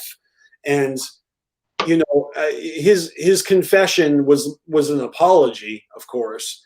And he said, like, hey, if you don't want to fuck with me no more, I understand. I'm sorry for everyone I hurt, yada, yada, yada. So he's kind of hoping that his forthcomingness in this situation is going to uncancel him. But I'll put it out there this way. I never fucking rocked with him anyways, so I have no problem skipping to the next track at the 1:35-minute mark on Fee Fi Fo Fum right before his verse. And I'll never hear that verse again. But it's going to be real difficult to not fucking listen to that song when it's one of my favorite beats on Wasteland. So that's the conundrum. When you're canceling a motherfucker, does that mean you're canceling all instances of his existence? Like we're not canceling Wasteland. It's a great fucking album. I like it a lot. I think it's his best work all year. Out of all those other albums he put out, Ouija Mac really did save the best for last year. And that's my fucking honest to God opinion. But when it comes to having a feature and you have a dude on your album who basically admits to fucking inappropriate activities online and grooming underage girls, it just seems like it seems unfortunate. And it's crazy that the only two features on this album both got caught up on some bullshit this year. Copping some charges. Yeah. Well, I don't know if Dilliam was charged with anything, and I don't even know who was like privy to this information before he admitted to it. Like, was there some sort of like mob against him? Like people beating down his door going, you know, like, you know what I mean? Or did the girl come out and ask for help? It was like called out, or I don't know. Yeah, he might have gotten called out, or maybe people were in his DMs threatening him, like, if you don't fucking admit what you did, like, we're going to get you. I don't know what happened. I really don't. And I don't really give a shit because it's too easy to cancel motherfucker I didn't even know anyways. So, but yeah, it's just fucking, it's fucked up because Wasteland's such a great album. Ritz is a great artist. Fee Fi Fo Fum is a great song. In my opinion, the beat and Ouija's parts is what makes the song. Raz Dilliam comes on and he's like, I'm going to rap like this, real monotone, and this is what's fresh. So I'm actually making fun of Raz's part of the song. It's not the reason I like the song at all. We can do without him. and we're gonna fucking cancel Ross. Oh, we can definitely do without that wacko fucking weirdo motherfucking. I'm seeing in the chat here that Roz and Ouija go way back on the Swag Tooth days. Thank you for that intel. Oh, really? That explains why he was put on this album, because, you know, and Ritz being the force that he is in the underground, it makes sense that Ritz would be on the album. And yeah, it's like we almost made it out of 2020 without more bullshit, but you know, fuck. Some people just can't fucking help themselves, I guess, huh? Like I said, still swimming in the deep end. Still got a couple more weeks. I know, we're not done yet. 2020 might have a few surprises up its sleeve. Y'all be safe out there and treat each other right, all right? Let's leave. Yeah, we don't need any more bullshit. Leave the kids alone, first of all. Second of all, yeah, that goes for Ritz and Dilliam, both of you. Like, leave the kids alone, all right? Yeah. So, you know, we'll move on to the next topic here, but that's basically it. I actually tried to put both of those motherfuckers in the title of my video.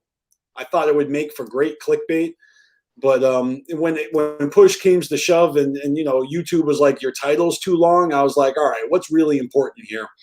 And this shit is like, these are tragedy stories, so they weren't important to me. I'm more excited about the positive shit, like Violent J and Ruby dancing on TikTok, and yeah, that'll be fun. Even though the Mandalorian, you know, the Boba Fett passing away, that's not positive, but it's meaningful to me, because that character is like on the same level as Darth Vader in my eyes. Like, it's just, he's not even a bad guy. He's not a good guy. He's fucking an independent contract bounty hunter, and I am loving the fucking new Mandalorian show. I'm still only on season 1. And it sucks that we had to lose another legend this year. So now I'm backtracking. We need to move forward. It is time to, I don't know, maybe fucking take on the next fucking topic of the day. I think Moving on. Yeah, I think what we're gonna do is we're gonna use what you said about waffles and raffles as our segue into the next shit. And, you know, this is really something I saved for this episode, because this is the last episode before Christmas, and, you know, Christmas came early for me. I have made some purchases. I'm going to open some gifts that I bought for myself. So that's Christmas in this bitch. Yeah, it's Christmas in this bitch. So let me grab a couple packages here. Let's get festive. I'm really excited to fucking show you guys this stuff. And we'll start with this one, even though this is not the first one I got. And I got these packages, like the first package I got like a while ago, like before I even started the BeastMasteR show. And so I've been saving it. I've been saving my mail. And oh shit, let me get my BeastMasteR knife. Hold on.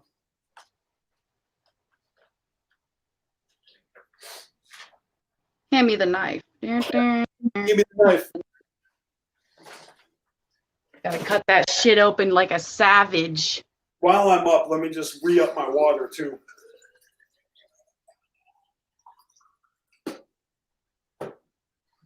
Yeah, I want to stab something. Keep it stabby. Everyone, keep it stabby. All right. If you don't, the world won't be a better place. All right. I got the official BeastMasteR Swiss Army knife. Nice. And we are going to open up this package I got. Now, oh shit, we got a super chat from Kyle Driver.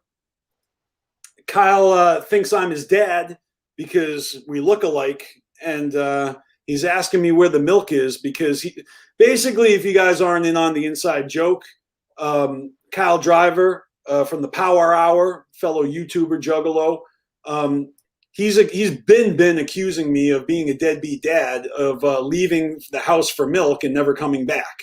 And give it up, man. I'm not coming back with the milk. All right. But you want to see the milk? I'll show you the fucking milk. All right. Here's the milk.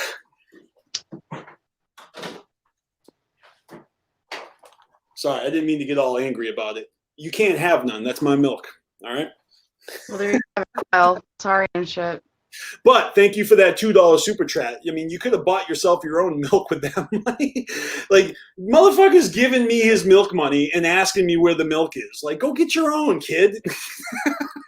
Like, at least I'm pitching in. Where's the fucking milk, Dad? Oh, I like Kyle. He's awesome. All right. So I don't even need the knife, man. This thing has this little pull tabby thing. I can just go like this. But I'm going to need the knife for the second package. All right. So use the knife anyway. All right. Let's actually, it's better this way. You can see more screen. All right. So here's what happened. As you know, I'm a big fan of the Juggalo community's artists. You know, not talking about the rappers. I'm talking about the actual painters, the skilled illustrators, the likes of Tom. Yeah, the artistes, the artists. If you will. Mm-hmm. People like Tom Wood. You know, the great fucking shout outs to Tom fucking Wood, dude. Fantasy artist Tom Wood. And I know I've talked about these guys a lot, but there is a little group. It's actually a very big group of artists, and they're called Dead Canvas. And those ninjas are fucking so talented, and they're selling artwork. They're doing tons of waffles on Facebook, and they're, you know, for original canvases and paintings. And if you guys aren't on, if you're not, like, if Dead Canvas isn't on your radar, go check it out. And there's a lot going on there. It's Juggalo shit. It's also just like horror shit, you know, like bloody shit, you know, movie stuff like, you know, Beetlejuice and fucking, you know, Taxi Driver, Robert De Niro. You know, it just, they paint mad shit, and it's so fucking cool to see all the different things they come up with, all the different artists and all the different things they come up with. All right, so that's the premise, is that I entered a raffle on Facebook. They're calling them waffles, and that means I chipped in $10 to try to win a fucking painting. I didn't win. And what ended up happening is somebody offered them more money for the original painting than they were looking for from the raffle. And they hit me up about it, and very professional, these guys, you know. And they said, look, the painting got sold. I don't think anyone's in a position to turn down like a huge chunk of money. Somebody probably made them an offer they couldn't refuse. You know, otherwise they'd be like, no, we're making money off of this raffle. You know, someone's going to win it. But Right. someone wanted this fucking painting so bad that they fucking shelled out for it. And so, you know, props to them for fucking getting their cheddar. You know what I mean? But they were respectful about it. They offered me my money back. Like, I'm not mad, you know? I mean, I wanted that painting, but I'm also just kind of like supporting them. And I'm like, yo, I'll throw $10 at you. And if I win this painting, fucking dope. If I don't, you know, that's what a waffle is. So anyways, they offered me my money back, but they also offered me a print of the painting. And I opted to go with the print. So you guys ready to see this shit?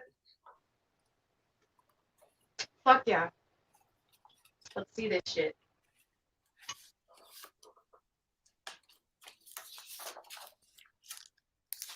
All right. Here it is. Ooh. Oh shit.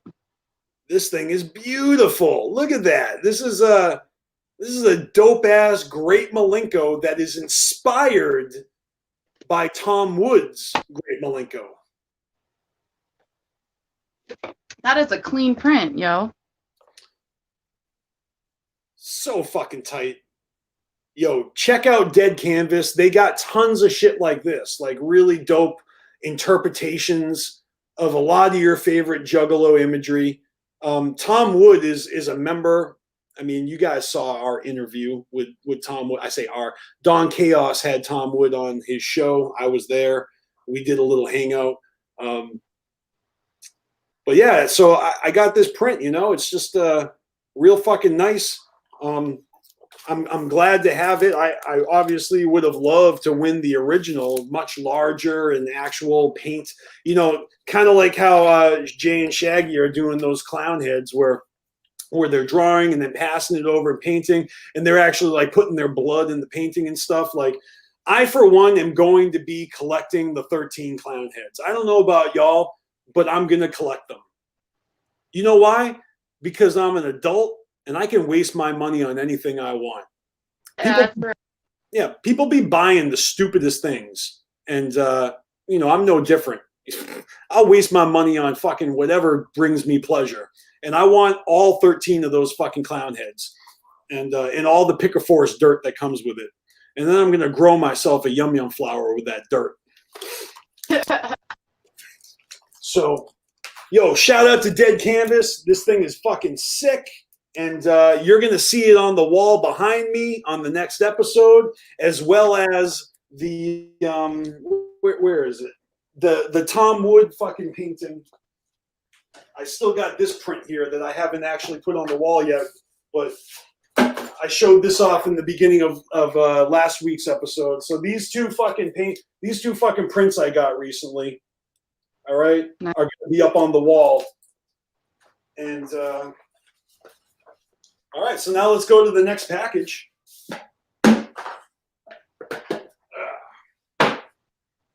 Next package is right here. Whoop. This one we're going to need the knife for. All right. Again, official BeastMasteR knife. I'll go split screen again when Roxy goes on camera again. No rush, no pressure, Roxy. I'm just saying.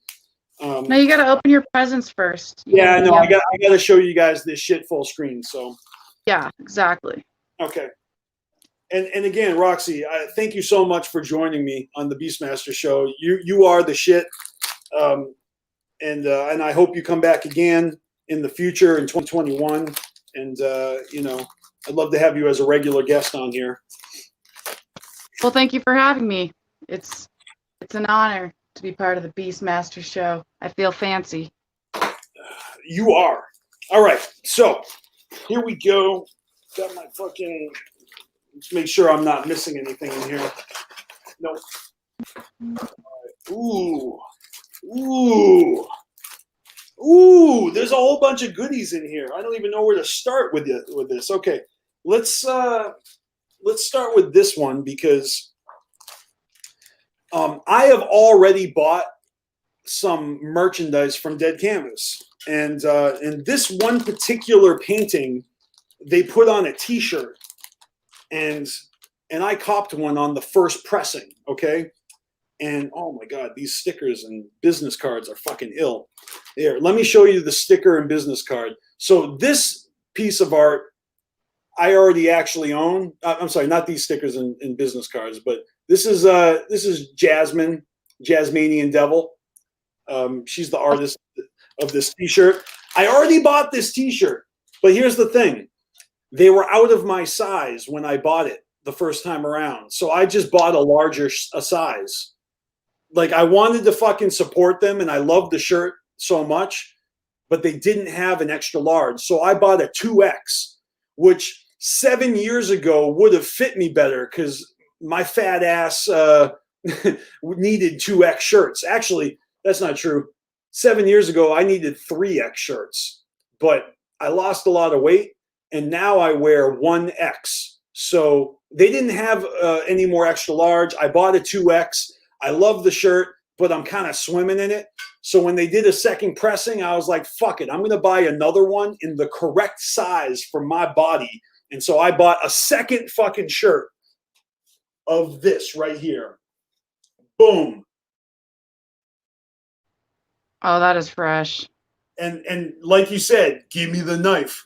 This is Shaggy's obviously Shaggy Two Dope of Insane Clown Posse, everybody's favorite member.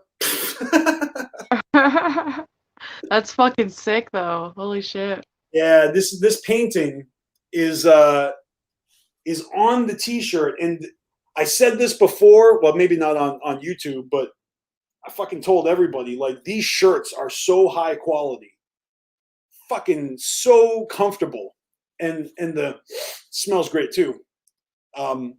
It's beautiful. The actual, like, you know, the material, it's fucking the highest quality T-shirts I own right now. They're better than this. I mean, Clownvis, step your game up. Fucking Dead Canvas is killing the fucking T-shirt game. Yeah, Clownvis. Why don't you take a lesson from the Dead Canvas? I swear to God, I bought one of those Gathering of the Juggalo 20 years, the 20th anniversary of the first gathering. Like, I bought one of those T-shirts, and the quality of that versus this is like, it's ridiculous. This is so much better. So these Dead Canvas shirts are better than Psychopathic, like, official merch, in my opinion. I'm just saying. So I got this, and I got it in an extra large. That means that I have a 2X version of this shirt that is kind of up for grabs. Maybe I'll sell it. If anybody out there wears a 2X and you want this, I mean, I'd gladly take like a slighter lesser amount than I paid for it, because it is used. But actually, I should charge more because it was worn by BeastMasteR, so it's actually more expensive now. It's more valuable because it's been on me. I don't know why I sell myself short like that. But on the front, you got this, and on the back, boom, Dead Canvas art. Code.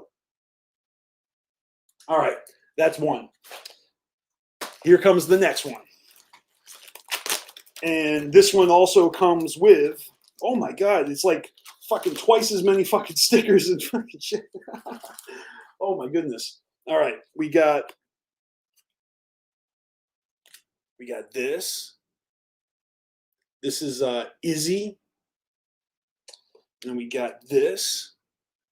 This is from Picasso, his Beetlejuice. This one's like iconic. This might be the first. Why don't I know how to show my face and the art? This is like the first Dead Canvas art I think I ever saw. And we got this one. This is Mr. J Rock. That's dope. And then, of course, we got Jasmine. And the rest of these are stickers. So let me show you the big sticker first. Look at this one. Boom. Oh, that's cool as fuck. And then these little stickers we got this one, Dead Canvas. Then we got a smaller one of these right here. Boom. And then we got, what is this?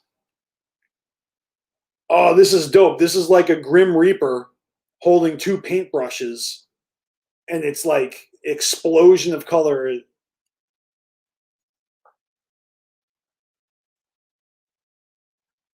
There.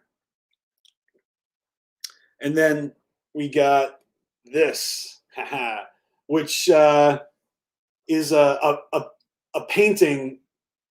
Looks very reminiscent of an individual that we all know, Mr. Rotten Treats.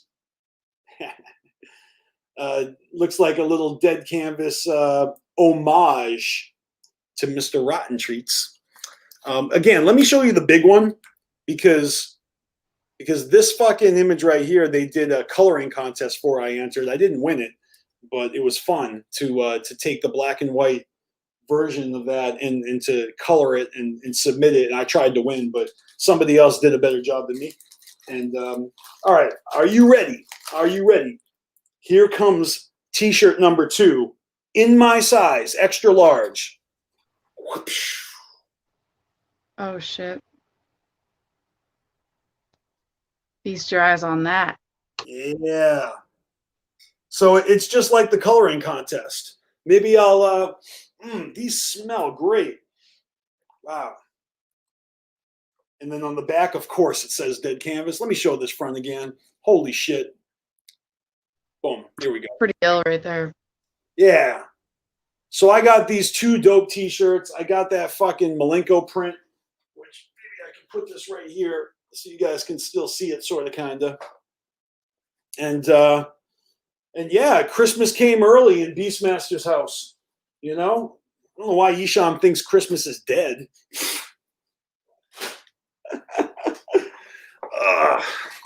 Very Xmas. Trying to think. There really is. I mean, I got some more things that I didn't have a week ago, but it's not like they're gifts. It's not like they're you know, something that I want to promote.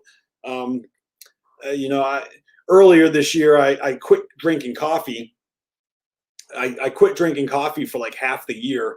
I'm back on the juice now, and it's funny how expensive coffee gets when you drink it every day. And you know, I said I saved a lot of money when I stopped drinking coffee, but now I'm drinking coffee again, and I'm kind of like a coffee snob because I don't put cream and sugar in my coffee, so I need my coffee to taste good. So I got to buy like expensive coffee, I guess. But I got some coffee grounds, you know, some coffee to brew at home. There is a Mr. Coffee over there right off camera. So, but that's not exciting. You guys don't care about my coffee. But yeah, those shirts are fucking tight. Dead Canvas is where it's at. Go to deadcanvas.com and check out all the fucking freshness. You got Tom Wood up on there. My boy Boppo from Massachusetts, one of the old school juggalos that I've known since 2001. I met him when I was in Toledo, Ohio. I overheard him say that he was from Massachusetts. I'm like, hey man, I'm from Massachusetts. And you know, that was in 2001, fucking 20 years ago almost. You know, that dude's been to every fucking gathering, like all 20 of them. He hasn't missed one. Fucking crazy, huh? But Boppo is a new member of Dead Canvas, and I actually did get one of his fucking shirts, but I guess that was a pre-order. These were available to get. Boppo's shirt was a pre-order, and I haven't received that one yet. It'll probably be here before Christmas, so I'll show you next week if I get it in time for that. If not, y'all see it when I get it, and Boppo is a hell of a fucking artist, so I remember advocating for him to join Dead Canvas before he ever did. I might have been the first one to do that. And then I know Jasmine was going to bat for him as well. So it's just really cool to see ninjas working together, promoting each other, encouraging each other. These guys, like, I mean, they're so tight that they're constantly sharing and updating and posting and showing progress on paintings. And then they're putting them up for waffles. And motherfuckers are supporting them, and it's beautiful. So if you're curious about this little subculture within the culture, the art community and the Juggalo scene, check that shit out. It's fresh as fuck.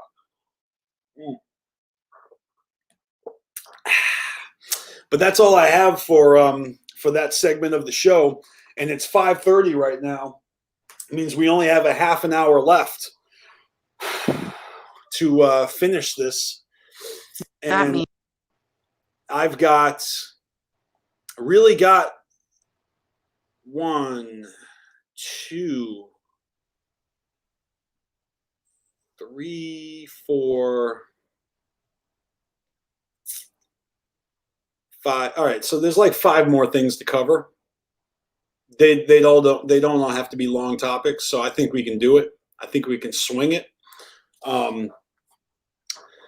Roxy, I'll put you back on screen if you want, because I really don't have anything else to share. Do I have more graphics to share? Yeah, there'll be another graphic. Possibly. In fact, why don't I show that graphic right now? Because I almost forgot to do it. Before we forget again, let's go ahead and get that cracking. Yeah, you know what? I was gonna make a joke. Okay, so I guess my delivery on this joke is going to have to change, because I was going to segue from when we were talking about it, but you know what? It's fine. I'll make the joke anyways. The joke is about how, you know, Ouija Mac wanted collaborate with Raz Dilliam, and putting him on his psychopathic release Wasteland is a big deal. Like, I heard that Raz Dilliam wanted to get matching tattoos with Ouija, and so Raz went out and got himself a fucking tattoo, and I don't think Ouija did it, but yeah. So here's the tattoo that allegedly Raz Dilliam wanted to get with him and Ouija, but I think Roz does have that tattooed. Okay, and I think Ouija might have a different tattoo, but that's what bros do. They get like Shaggy and the Creep. They got tattoos. Yeah, but they're pals. Yeah, they're pals, but these, I mean, Roz, he rolls a little different, and his tattoos like similar but different. I don't know. You guys be the judge. Boom. Trying to fucking keep a straight face here, but yo, fuck that dude with a sideways cactus. All right. Jesus Christ, yo. And I'm sorry. I know the internet's gonna fucking hate me for doing that, but I had to because that guy sucks. And Ouija is cool as fuck. Ouija is innocent, but that's funny as fuck. Well, look, just like how Keegan did not show Shaggy that tattoo before he gave it to him, I think Roz wanted to fucking put that on Ouija's butt, and I don't know if Ouija was down or not. Definitely did not see it first. Nope. All right, so now we can move on to the next topic of the day. This one is going to be about something that just fucking happened, brand fresh off the presses, Roxy. Eminem released like B-sides from his Music to Murder 2 album, and it has a track on there. I forget what it's called already, but it has some bars on it where they are name dropping ICP. I'm sorry, Eminem is name dropping ICP yet again. He's been doing this on the past couple albums. And showing some clown love. What's up? No. Now, if it's up to debate whether he's showing love or whether he's dissing, I'll give you my opinion on that. Let me tell you what the track is called. Please do, because I haven't heard it. The track is called, I don't know. There's a lot of tracks on here. I don't remember. Let's see. All right, I think the song is called "These Demons." Okay, and so there's some lines on there where he mentions clowns, and then he says ICP, and then he says something about R. Kelly, ICP. And then there's some more rhyme schemes that, he says like my little white wee wee. And, this is like typical Eminem where he is really just technical with the rhymes, and no matter how redonkulous the rhymes are, he's going to find a way to weave them together into bars. And so I just want to say that I don't think people are taking it wrong. I mean, I've already seen people out there fucking like all excited right now because every time Eminem shows love to ICP, people start going, "Oh, we want an Eminem ICP collab." Like that. Everyone always fucking hollers that.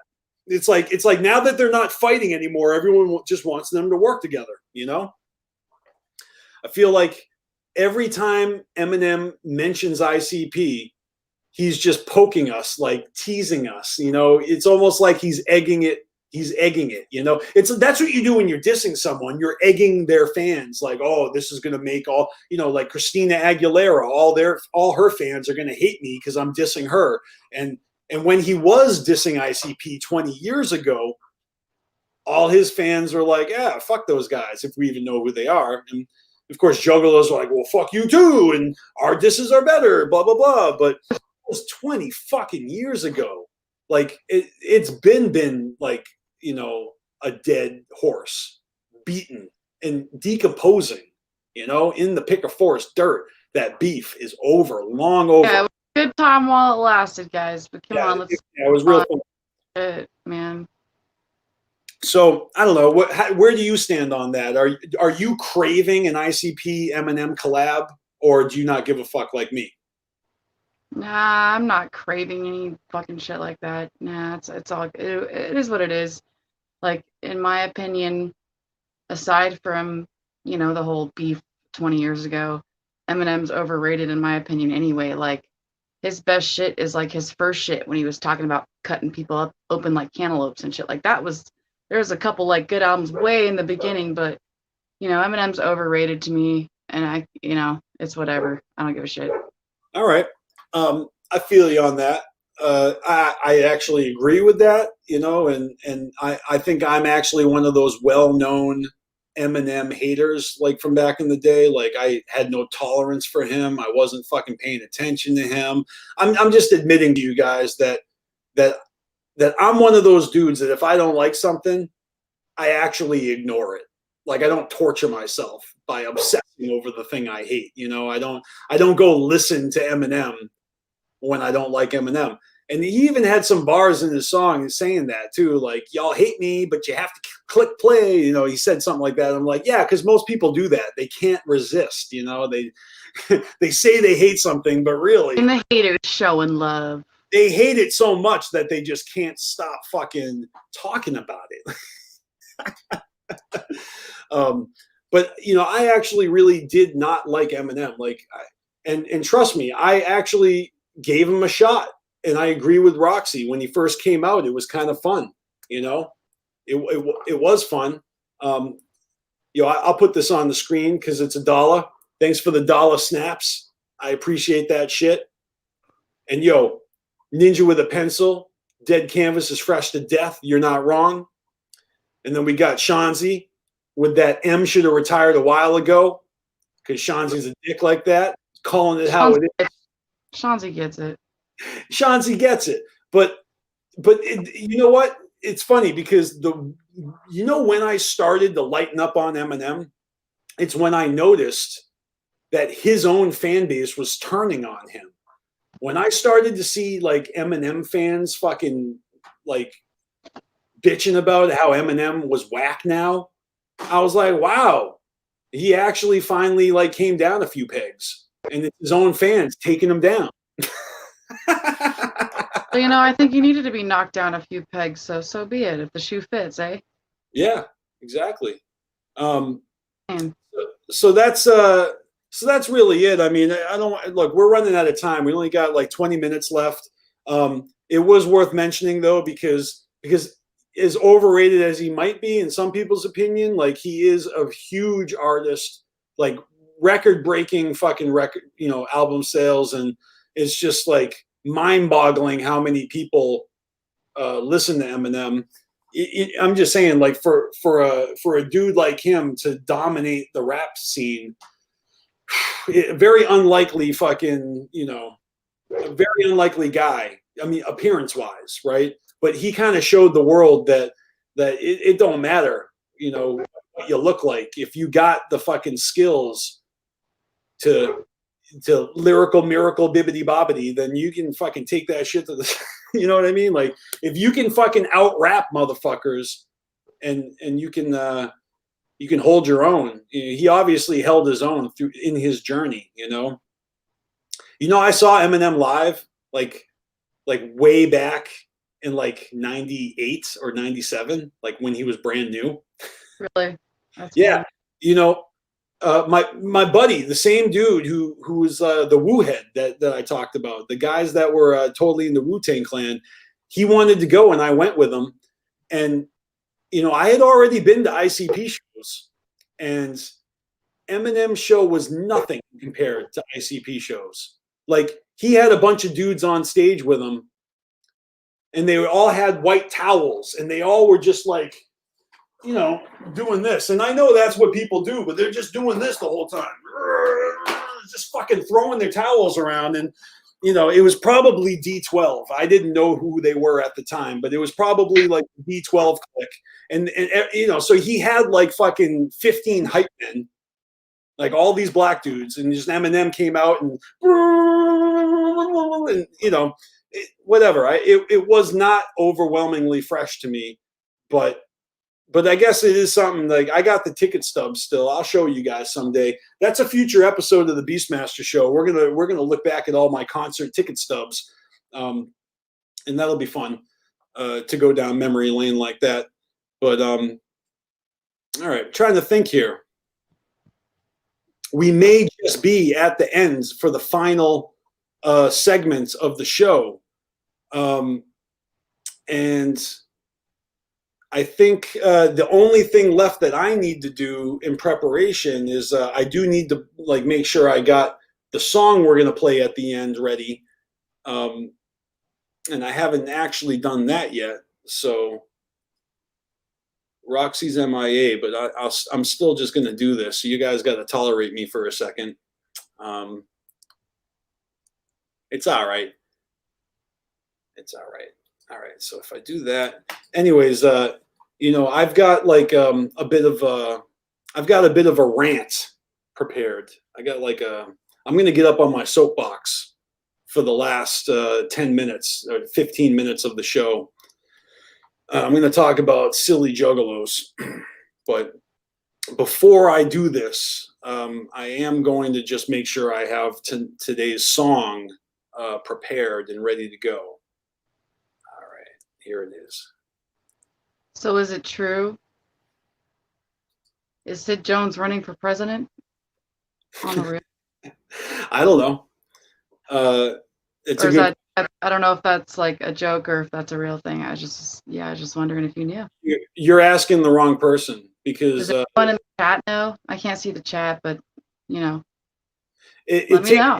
It takes the chat a little bit to respond, because there might be a lag. You know, they are watching live, but they're so right. I'll let you know in the next couple of minutes if anybody responds to that. I don't know the answer.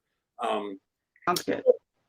But so Roxy, I don't know. You don't have to. You've been a wonderful guest. Let me just preface this, because from now until the end of the top of the hour, I'm going to go from a rant, and then I'm going to go right into a video. Oh shit! How long is that video? Okay. Well, that being said, I'm gonna hop out of here and let you take the chair. Okay. Fucking rock this shit. And thank you for having me, BeastMaster. Fucking. Okay. Carnival. Hold on. Before you sign out. What? Well, I mean, remember, I was going to give you answers to your question. Oh yeah, answers, and then I'm gonna dip out. Okay, so I got Shanzi saying that. Probably a real thing, but we all take it as a joke.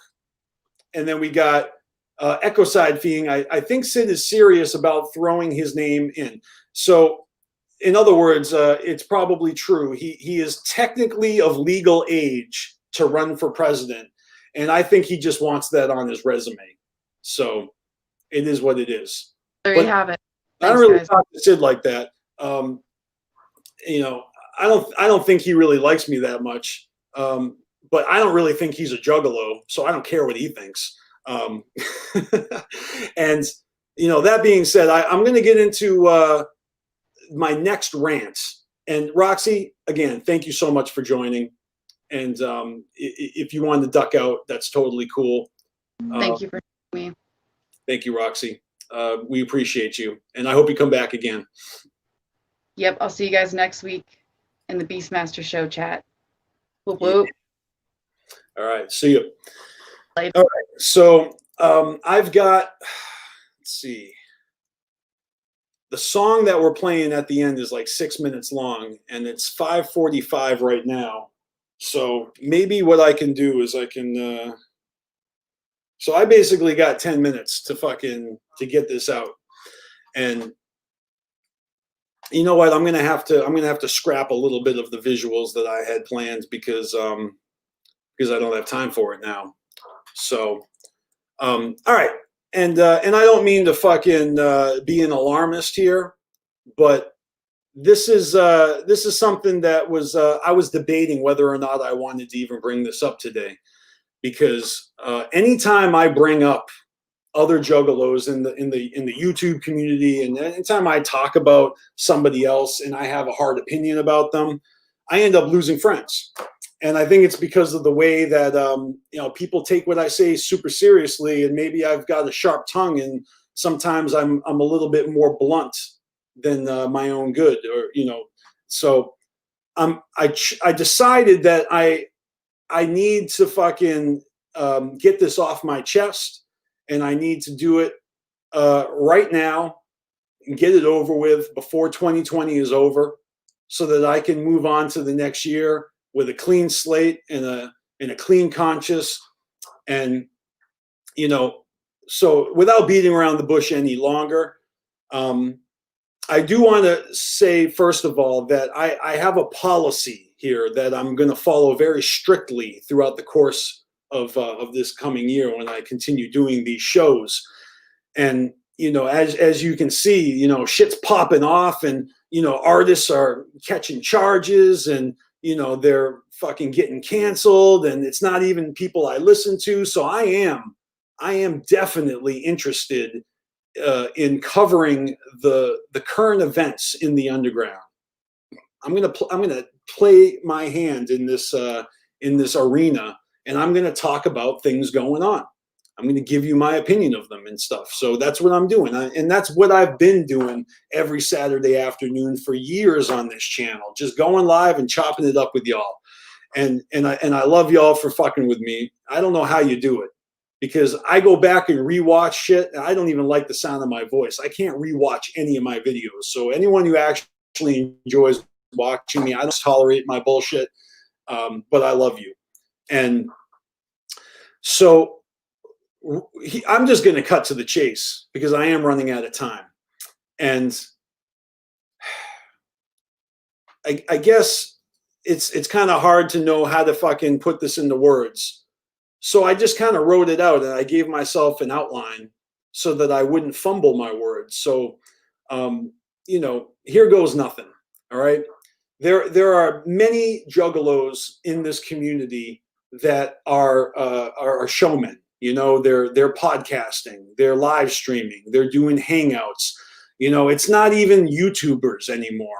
You got motherfuckers that go live on Instagram and Facebook, and you got like all these juggalo groups that are tight with each other, and they're rallying with each other, and it's almost like there's gangs within the gang.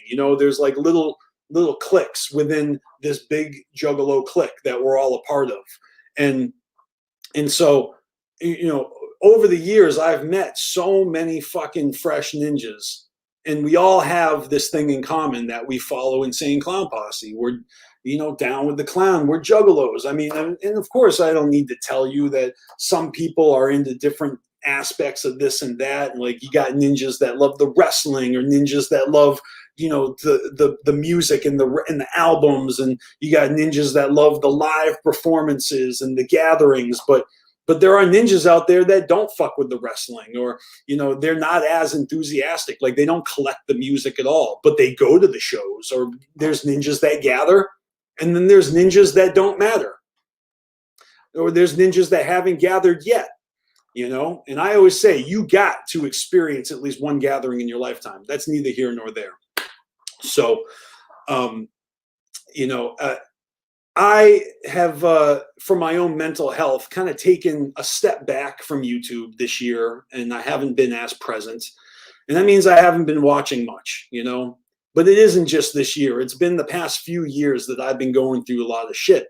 And, it's not anyone else's business.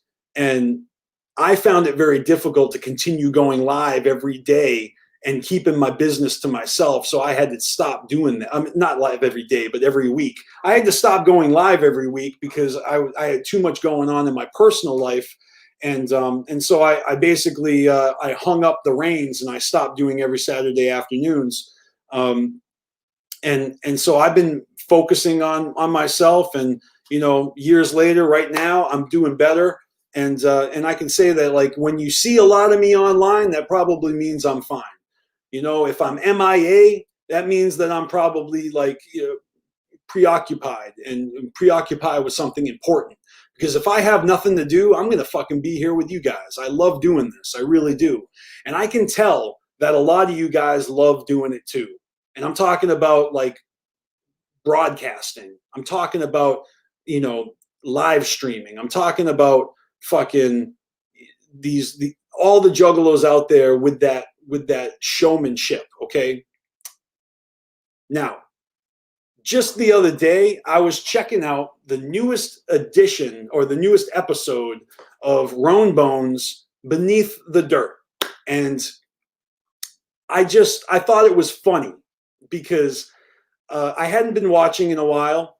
And I knew he was covering the new Yum Yum Flower pushback release date. And so I thought I'd check it out, and I watched it, and he was so salty about the pushback. He said he was sick of the lateness.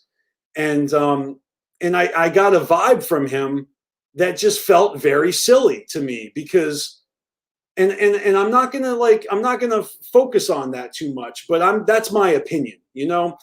And so I want to start by saying that I'm not trying to make enemies with anyone I'm about to bring up, but it just seems that this is something that happens so often, and it makes me uncomfortable because it's like literally the only thing I care about. You know, I love ICP's music, and I am so supportive of them that I probably come across like they could do no wrong or something. But the truth is that, you know, tons of fucked up shit happens all the time in the music industry, and fucking, you know, problems, and, you know, like whatever, COVID, or, you know, whether it's contracts and artists, you know, royalties and masters and fucking, you know, touring. And there's just so many things that go on behind the scenes. I feel like juggalos take for granted that we're so in the know that we feel like these guys owe us a lot more than just the music that they give us.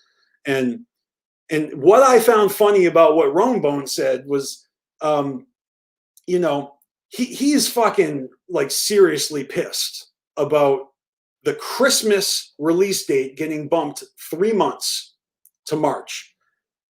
But honestly, a few minutes before he said that, he was promoting all these other artists' releases. And one of them, he just said, yeah, I haven't even had a chance to listen to this one yet. And that's what I thought was really silly, is that one artist releases something and you didn't even fucking listen to it yet. But another artist pushes back a release date and you're fucking upset about that. To me, that's silly because, you know, I don't know. It's like, that just means that you fucking love this shit so much that you're upset that you can't have it right now. And like the other thing that I thought was silly is that he was like legit angry about the shipping on the Dog Beats re-release because it was like $10. But he's like, if it was a $20 fucking album and you just had $5 shipping, I'd be less mad. But he still paid the money because he's a collector. To me, that's fucking silly. I mean, even he admits that he's a sucker for fucking buying that. Or he said he was an asshole. I didn't say that. He said that. All I'm saying is that it's silly because he's really butthurt about the cost of this re-release, and or at least the cost of the shipping. But again, earlier in the episode, his favorite rapper, Conway the Machine, is selling music for $100.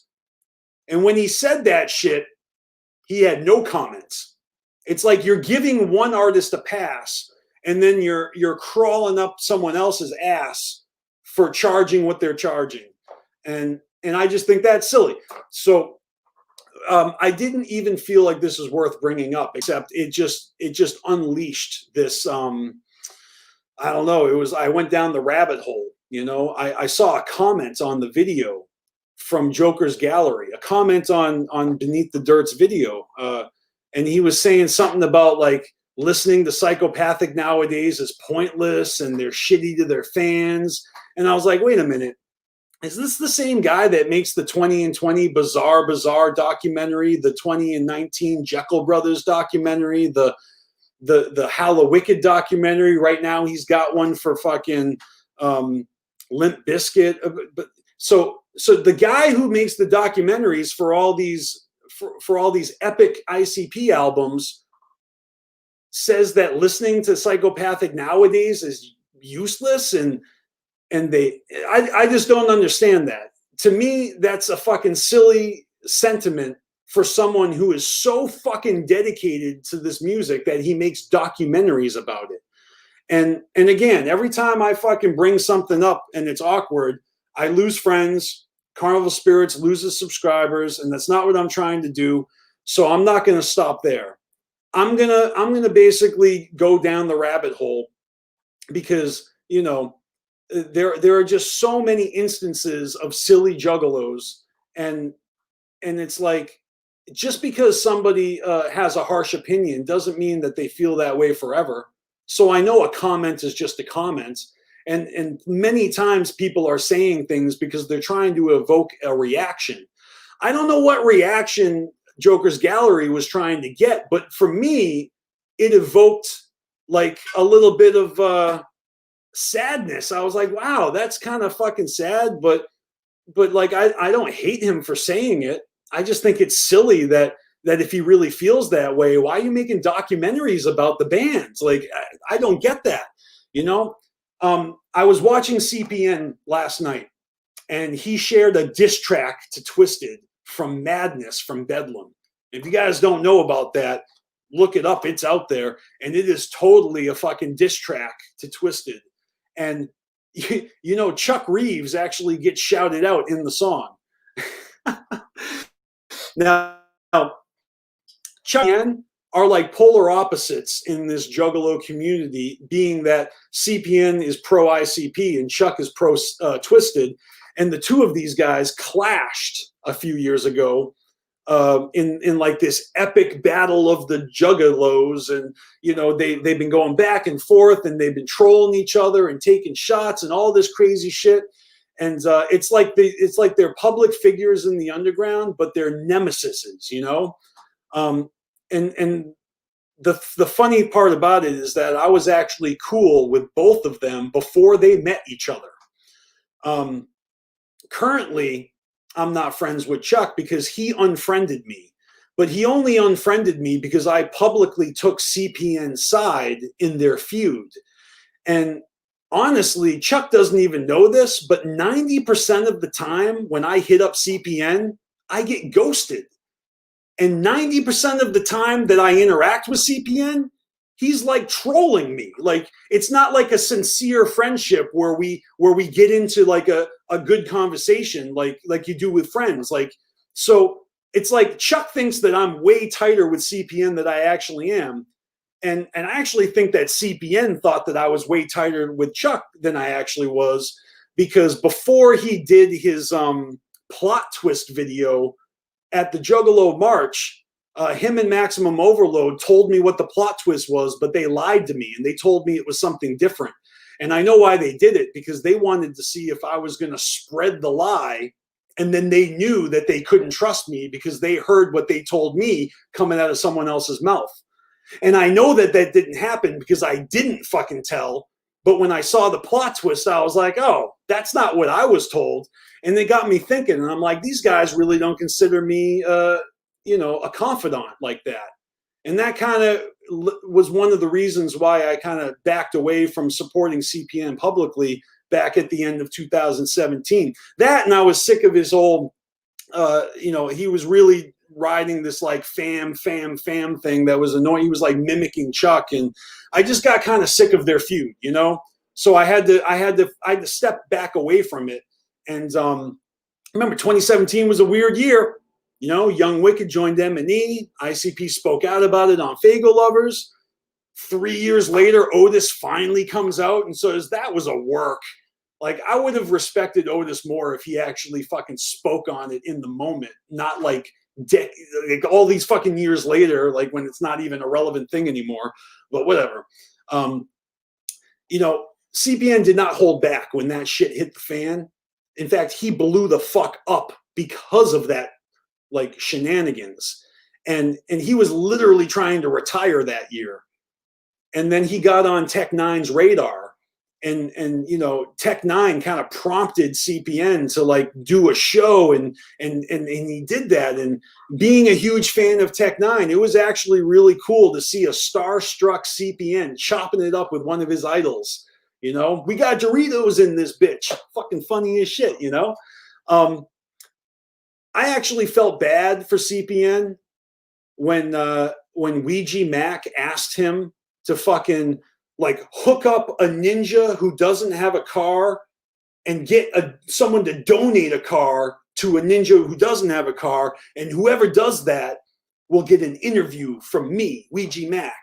And I saw CPN try so hard to fucking vet all these applicants of ninjas who wanted a free car. And I remember seeing him like make these posts, like losing his attitude because people were fucking like impatiently fucking wanting him to. He was like, dude, I don't have time to get to everyone. You're like, hold your horses. Fuck you. You're not getting the car no more. Like, I felt bad for CPN because people were hounding him.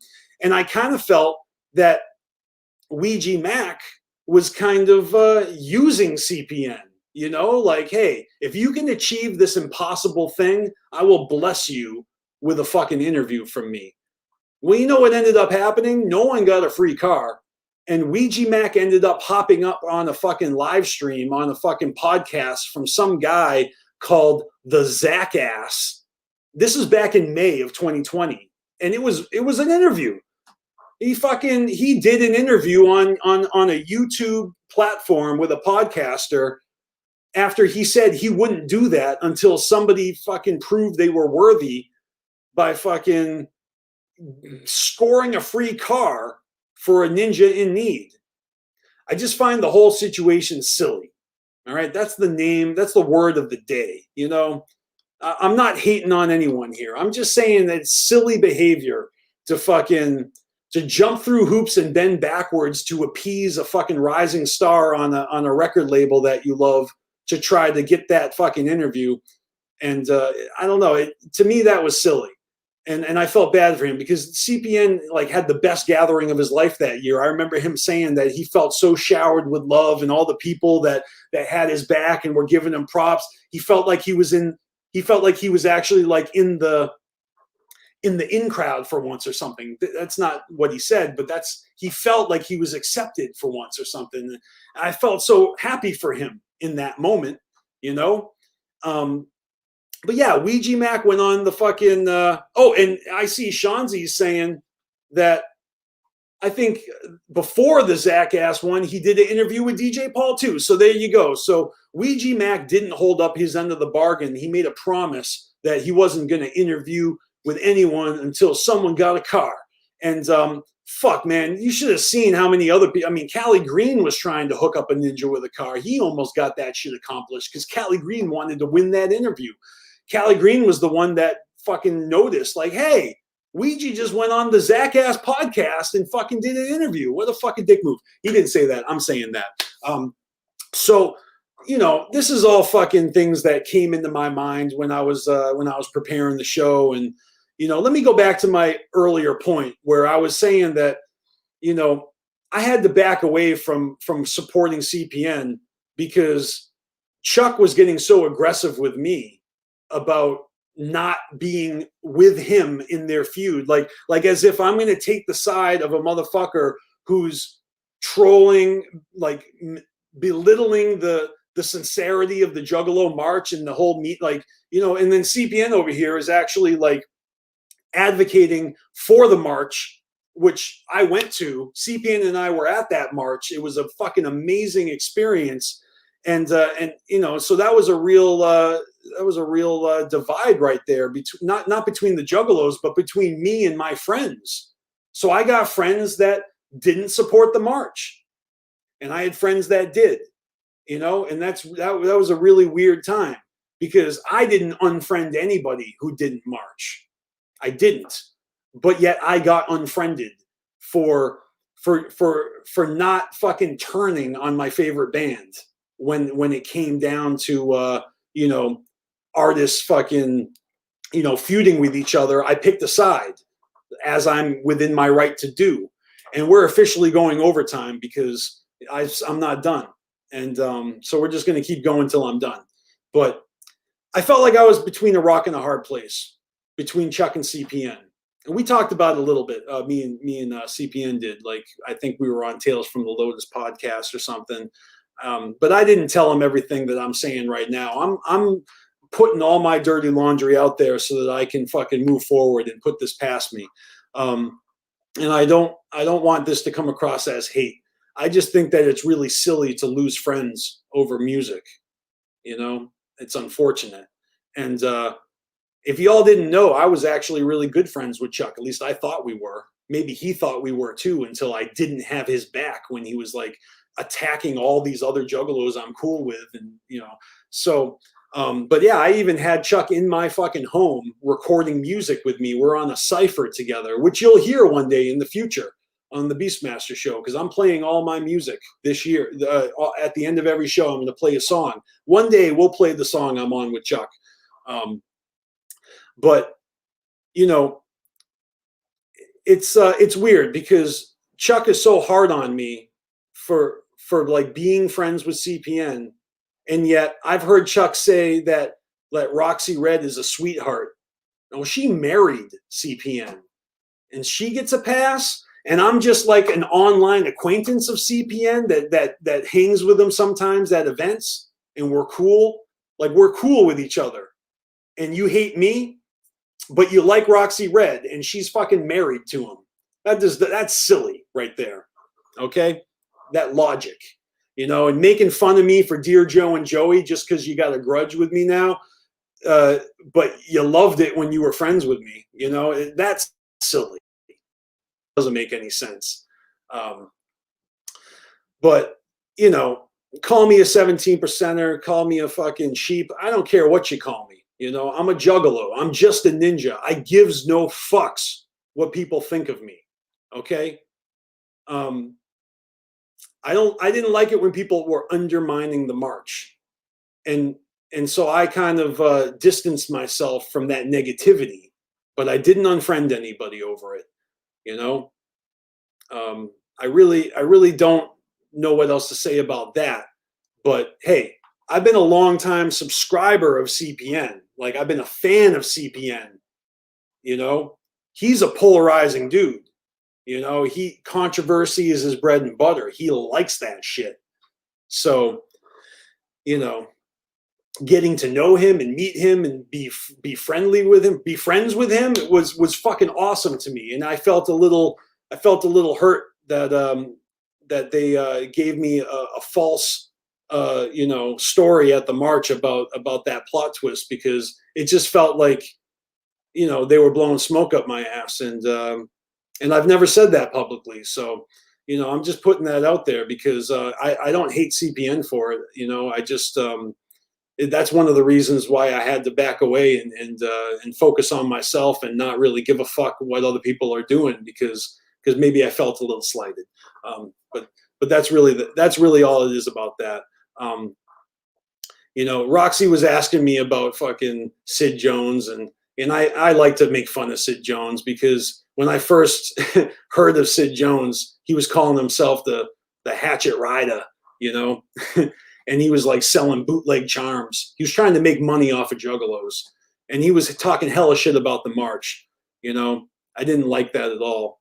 And then at DCG Con, we had a great time. We were very friendly at that, you know, and he kind of got on my nerves a little bit, but I had no desire to fucking not be friends with him just because he was annoying me. I know a lot of annoying juggalos. I know I can be annoying, you know, that's not grounds for unfriending anyone.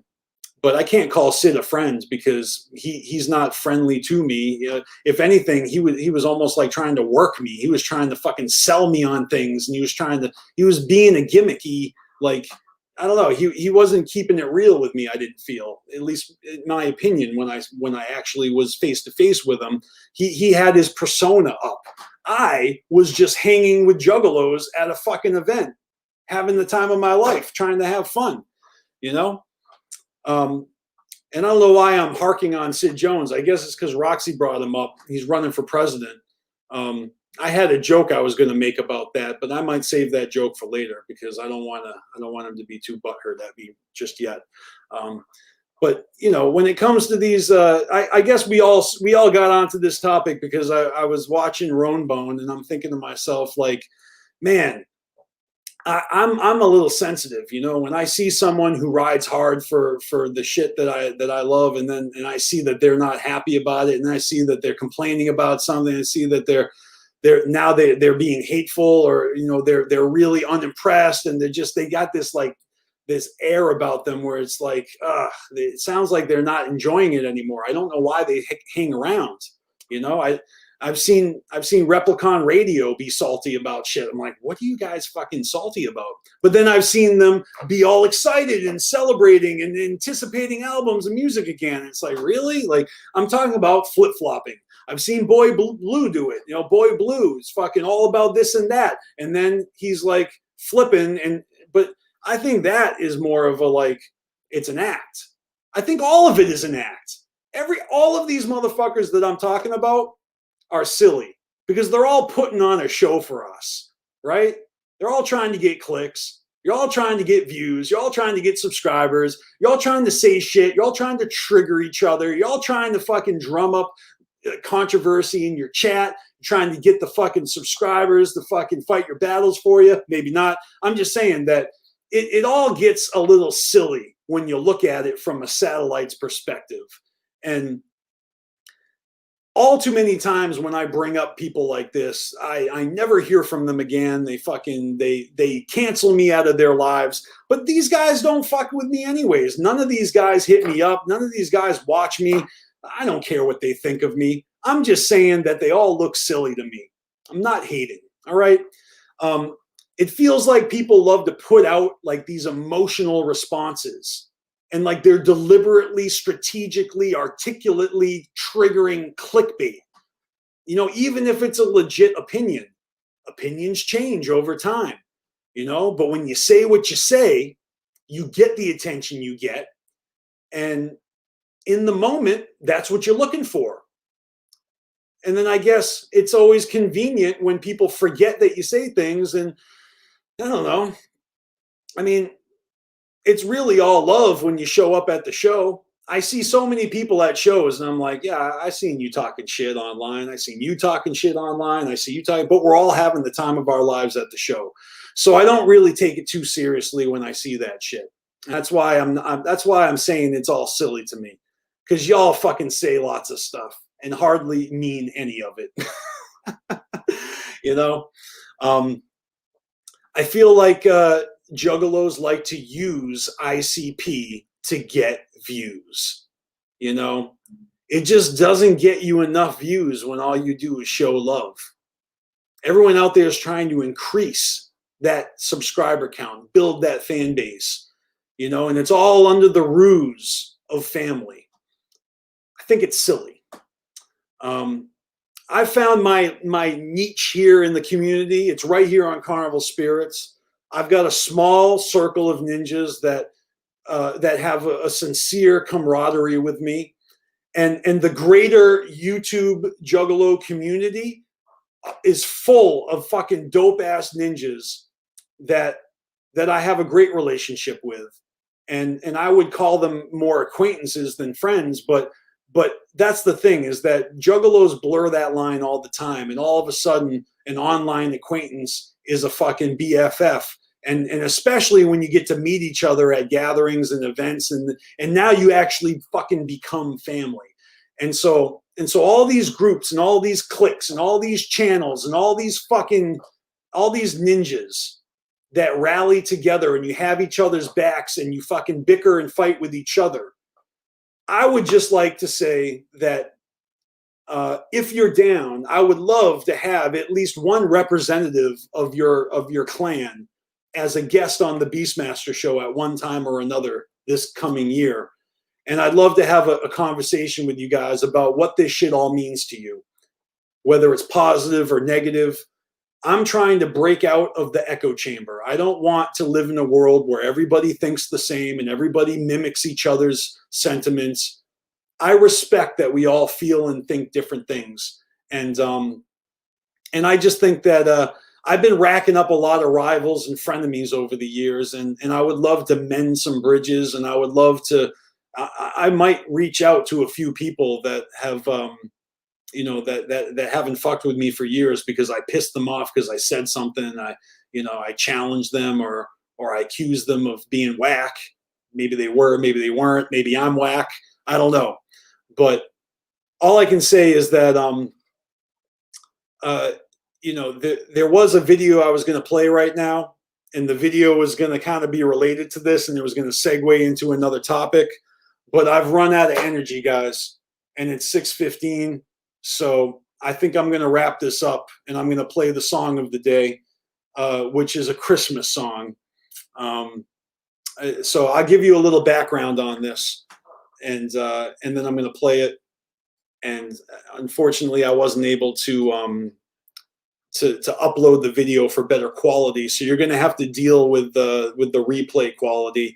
But if you don't know, in the description of every episode of the BeastMasteR Show, there is a playlist, and the playlist is called BeastMasteR Show Music Playlist. And every week, the song we listen to at the end of the show is going into that playlist. So if you missed an episode, or if you just want to catch up on the music, check out the playlist. It's going to build each week. Right now, we've got Just a Ninja, and then we got Don't Give Up the Ghost. And today, we are going to check out the one and only Christmas song I ever made. And I'll pull it up here, and I'll show you what it is before I play it, because it does have a little backstory. It's called Necro Xmas, and it features myself, the late great Twiz, who I made a song about last week. Last week I played you the song I wrote for him after he passed away. But in 2008, Twiz and I were rapping with a group of ninjas in Hightown Records. I was actually on the record label. And Hightown Records was started by B Loco and 6X of Infinity. And as you can see, the track features Infinity. So it's Twiz, myself, B Loco, and 6X on a song about having sex with dead bodies at Christmas. And the way that this song came about is because of Twiz. Twiz was the mastermind behind this shit, and he wrote a fucking bars for a song that he called Necrofresh, short for necrophilia, and fresh because that was the hook. Necrophilia is fresh as fuck, and he wanted me on the song. It's so funny. I think back and I have fond memories of my friend. You know, he's been gone now since 2009, and so it's been over a decade. But I still think about him every day. He wanted me on the song Necrofresh. So I wrote a verse for him, and we put it out there, and it was so fucking popular with amongst our friend group that at Christmas time we made a Christmas, like a sequel to that song. And don't worry, in the future we'll listen to Necrofresh, but it's Christmas, so we have to listen to the Christmas version. And man, I was gonna read my lyrics, but fuck it, I'm gonna play the song, you know, and you guys just enjoy it. It's obviously goofy. It's silly. You know, it's obviously inspired by our love of ICP, you know, like Dead Body Man or, you know, Cemetery Girl and all those songs that we love from the 90s where they're talking about fucking dead bodies. Like that literally was the inspiration for this song, you know?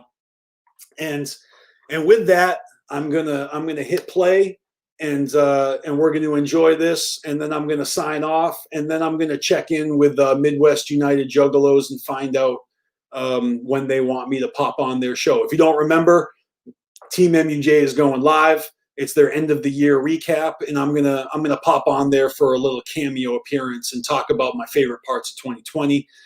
Tomorrow at 3 p.m. I'll be live with Maddie Cypher, and we're gonna do a CD, his album retrospective. Like, we're gonna look at all his music that he's put out, and we're gonna talk about the song we made in his new album, Appetite for Dysfunction. And then don't forget, New Year's Eve, Carnival Spirits is going live to ring in the new year together. If you got nothing better to do, even if you are doing something, just pop in and say what up, you know, drop us a fucking comment and then be on your way. wish us Happy New Year. You know, it's all good. And if not, I will definitely be back next week on the 26th, the day after Christmas, for the last episode of the BeastMasteR show of the year. And I have a different guest lined up. We're going to have a different guest every fucking episode, if I can swing that. I've had about 6 conversations in the past couple of weeks that have secured 8 special guests in the future already. So I'm going to continue to book Juggalos to join me on the show. I'm going to continue to share music from my past, my music, and we're going to continue to trigger motherfuckers with vague titles on the video. I'm going to continue to lose friends. No, I'm just kidding. I hope that you guys forgive me for dropping names and calling everybody silly, but I wish everyone nothing but the best, and I hope everybody gets to fuck a dead body at Christmas this year. All right, enjoy. Necrophilia's fresh as fuck. Christmas time, Christmas time. Killing hoes, stripper poles, mistletoe, don't you know? It's Christmas time, it's Christmas time. No reason to fear it, brother, get in the spirit. It's Christmas time, Christmas time. Fucking rotten corpses till the sun comes up. Christmas time, it's Christmas time. It's Christmas time, in the blue. BeastMasteR in truth, hanging with the loons. Underneath the moon, creeping in the cemetery, looking for a grave that's fresh and new. In a corpse, with a tint of blue. Only cause the world told me to. Ain't not a new, but it's Christmas time, and I gotta decorate. I got the mistletoe, and the only thing missing is a eggnog and a fresh dead wholesale Christmas carol. A holiday cheer with my new dead bitch, and I'm keeping her near. Although she don't speak, I'm the only one she has this holiday. And I promise to nothing, I promise not to peek till the morning. In Christmas past, I'm on clicking for my New Year's ass. Necrophilia's fresh as fuck. Christmas time, Christmas time. Killing hoes, stripper poles, mistletoe, don't you know? It's Christmas time, it's Christmas time. No reason to fear it, brother, get in the spirit. It's Christmas time, Christmas time. Fucking rotten corpses till the sun comes up. Christmas time, it's Christmas time. I got a sweet tooth, there's no bunnies of the grave. Nymphos die every day, so it's hard to behave. Perky tits and pussy lips all start to decay. I've been a real bad boy all 2008. You see me trolling tombstones for the new arrivals. Coke sluts, 20-something suicidal. Steady checking their vitals from dusk till dawn. My freaky dearly departed and I are getting it on. Now I'm chillaxing by the fireplace, sipping a flask, blessed with the presence of a dead piece of ass. A ghost of Christmas past. Here she comes at last, wearing a slave Leia outfit and a Catwoman mask. Barely legal cheerleader, fatal Zamboni accident. A little flat chested, best believe I'm still tapping in the medicine cabinet. Plenty of pills to pop, an overdose for my sweetie pie. The fun never stops. Necrophilia's fresh as fuck. Christmas time, Christmas time. Killing hoes, stripper poles, mistletoe, don't you know? It's Christmas time, it's Christmas time. No reason to fear it, brother, get in the spirit. It's Christmas time, Christmas time. Fucking rotten corpses till the sun comes up. Christmas time, it's Christmas time. Sipping on some eggnog, I got it going on. I happen to have a dead corpse falling on my dog. Actually, I happen to be fucking another zombie head with the undead. The sex it never ends. It's crazy, it's freaky, the smell that tease me. I just pour lubricant competition. Words make it sticky, I'm not shifty, I'm not picky. My thoughts are tricky, I carry antibiotics, so her watch don't murk me. Surgery from dead bodies, infections, not again. I had spider egg my nutsack, they gave birth a million. I dreaded the feeling, spider escaping through my pee hole. Actually felt good, tingly like busting a load. Ho ho ho ho ho, on my neck roll. I'm digging up fires for Christmas, here you go. Oh, look at here, this one appears to be a slut. Being a necrophiliac, this fresh ass fuck. Necrophilia's fresh as fuck. Christmas time at Christmas time. Killing hoes, stripper poles, mistletoe, don't you know? It's Christmas time, it's Christmas time. No reason to fear it, but I'm getting the spirit. It's Christmas time at Christmas time. Fucking rotten corpses till the sun comes up. Christmas time, it's Christmas time. Drop right the case and then I'll make they face. Then a nigga to the basement place around a tree. They don't straight up with a bone. With another day, we gonna stack some more. Oh no, we gotta keep it necro push. To the depth, motherfucker, cause the world knows best. No rest for the bitch, 9 knows the breast. Then I rest. Oh yeah, they just slide out easy. You know you best believe me, cause beast and twist see you. Instead of fucking, yo, they don't ride in with the Nebo French green and some bagel new gin. No shit, no shit. The haters don't know what they missing. They knocking dead bitches during they decomposition. I'm on a mission and I'm thinking that I might hit the hollows with a shovel before I get there. I might come bring the hype. Plus a sack full of goodies, hooking up the base state with some maggot covered cutting. You know you love me, your old boy 6 and 6. We don't think alike, kinda fight our mindset, bitch. Necrophilia's fresh as fuck. Christmas time at Christmas time. Killing hoes, stripper poles, mistletoe, don't you know? It's Christmas time, it's Christmas time. No reason to fear it, but I'm getting the spirit. It's Christmas time at Christmas time. Fucking rotten corpses till the sun comes up. Christmas time, it's Christmas time. Necrophilia's fresh as fuck. Christmas time at Christmas time. Killing hoes, stripper poles, mistletoe, don't you know? It's Christmas time, it's Christmas time. No reason to fear it, but I'm getting the spirit. It's Christmas time at Christmas time. Fucking rotten corpses till the sun comes up. Christmas time, it's Christmas time. Necrophilia's fresh as fuck. Christmas time at Christmas time. Necrophilia's fresh as fuck. It's Christmas time, it's Christmas time. Necrophilia's fresh as fuck. It's Christmas time at Christmas time. God damn, I have not heard this song in forever. Rest in peace, Twiz. My dog right there. Yo, I gotta say, like, just because it's Christmas, I want to play one more thing for y'all just to celebrate the fucking holidays. All right. And oh, I meant to remove that. Let me get rid of this. Let me bring up one more fucking screen and then we'll get out of here. I mean, we're already over time, right? So who gives a fuck? But we're gonna just play a real quick snippet from my Instagram.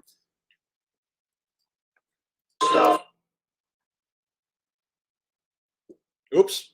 You won't get stuff for Christmas. My man Clownvis. He's making a list, checking it twice.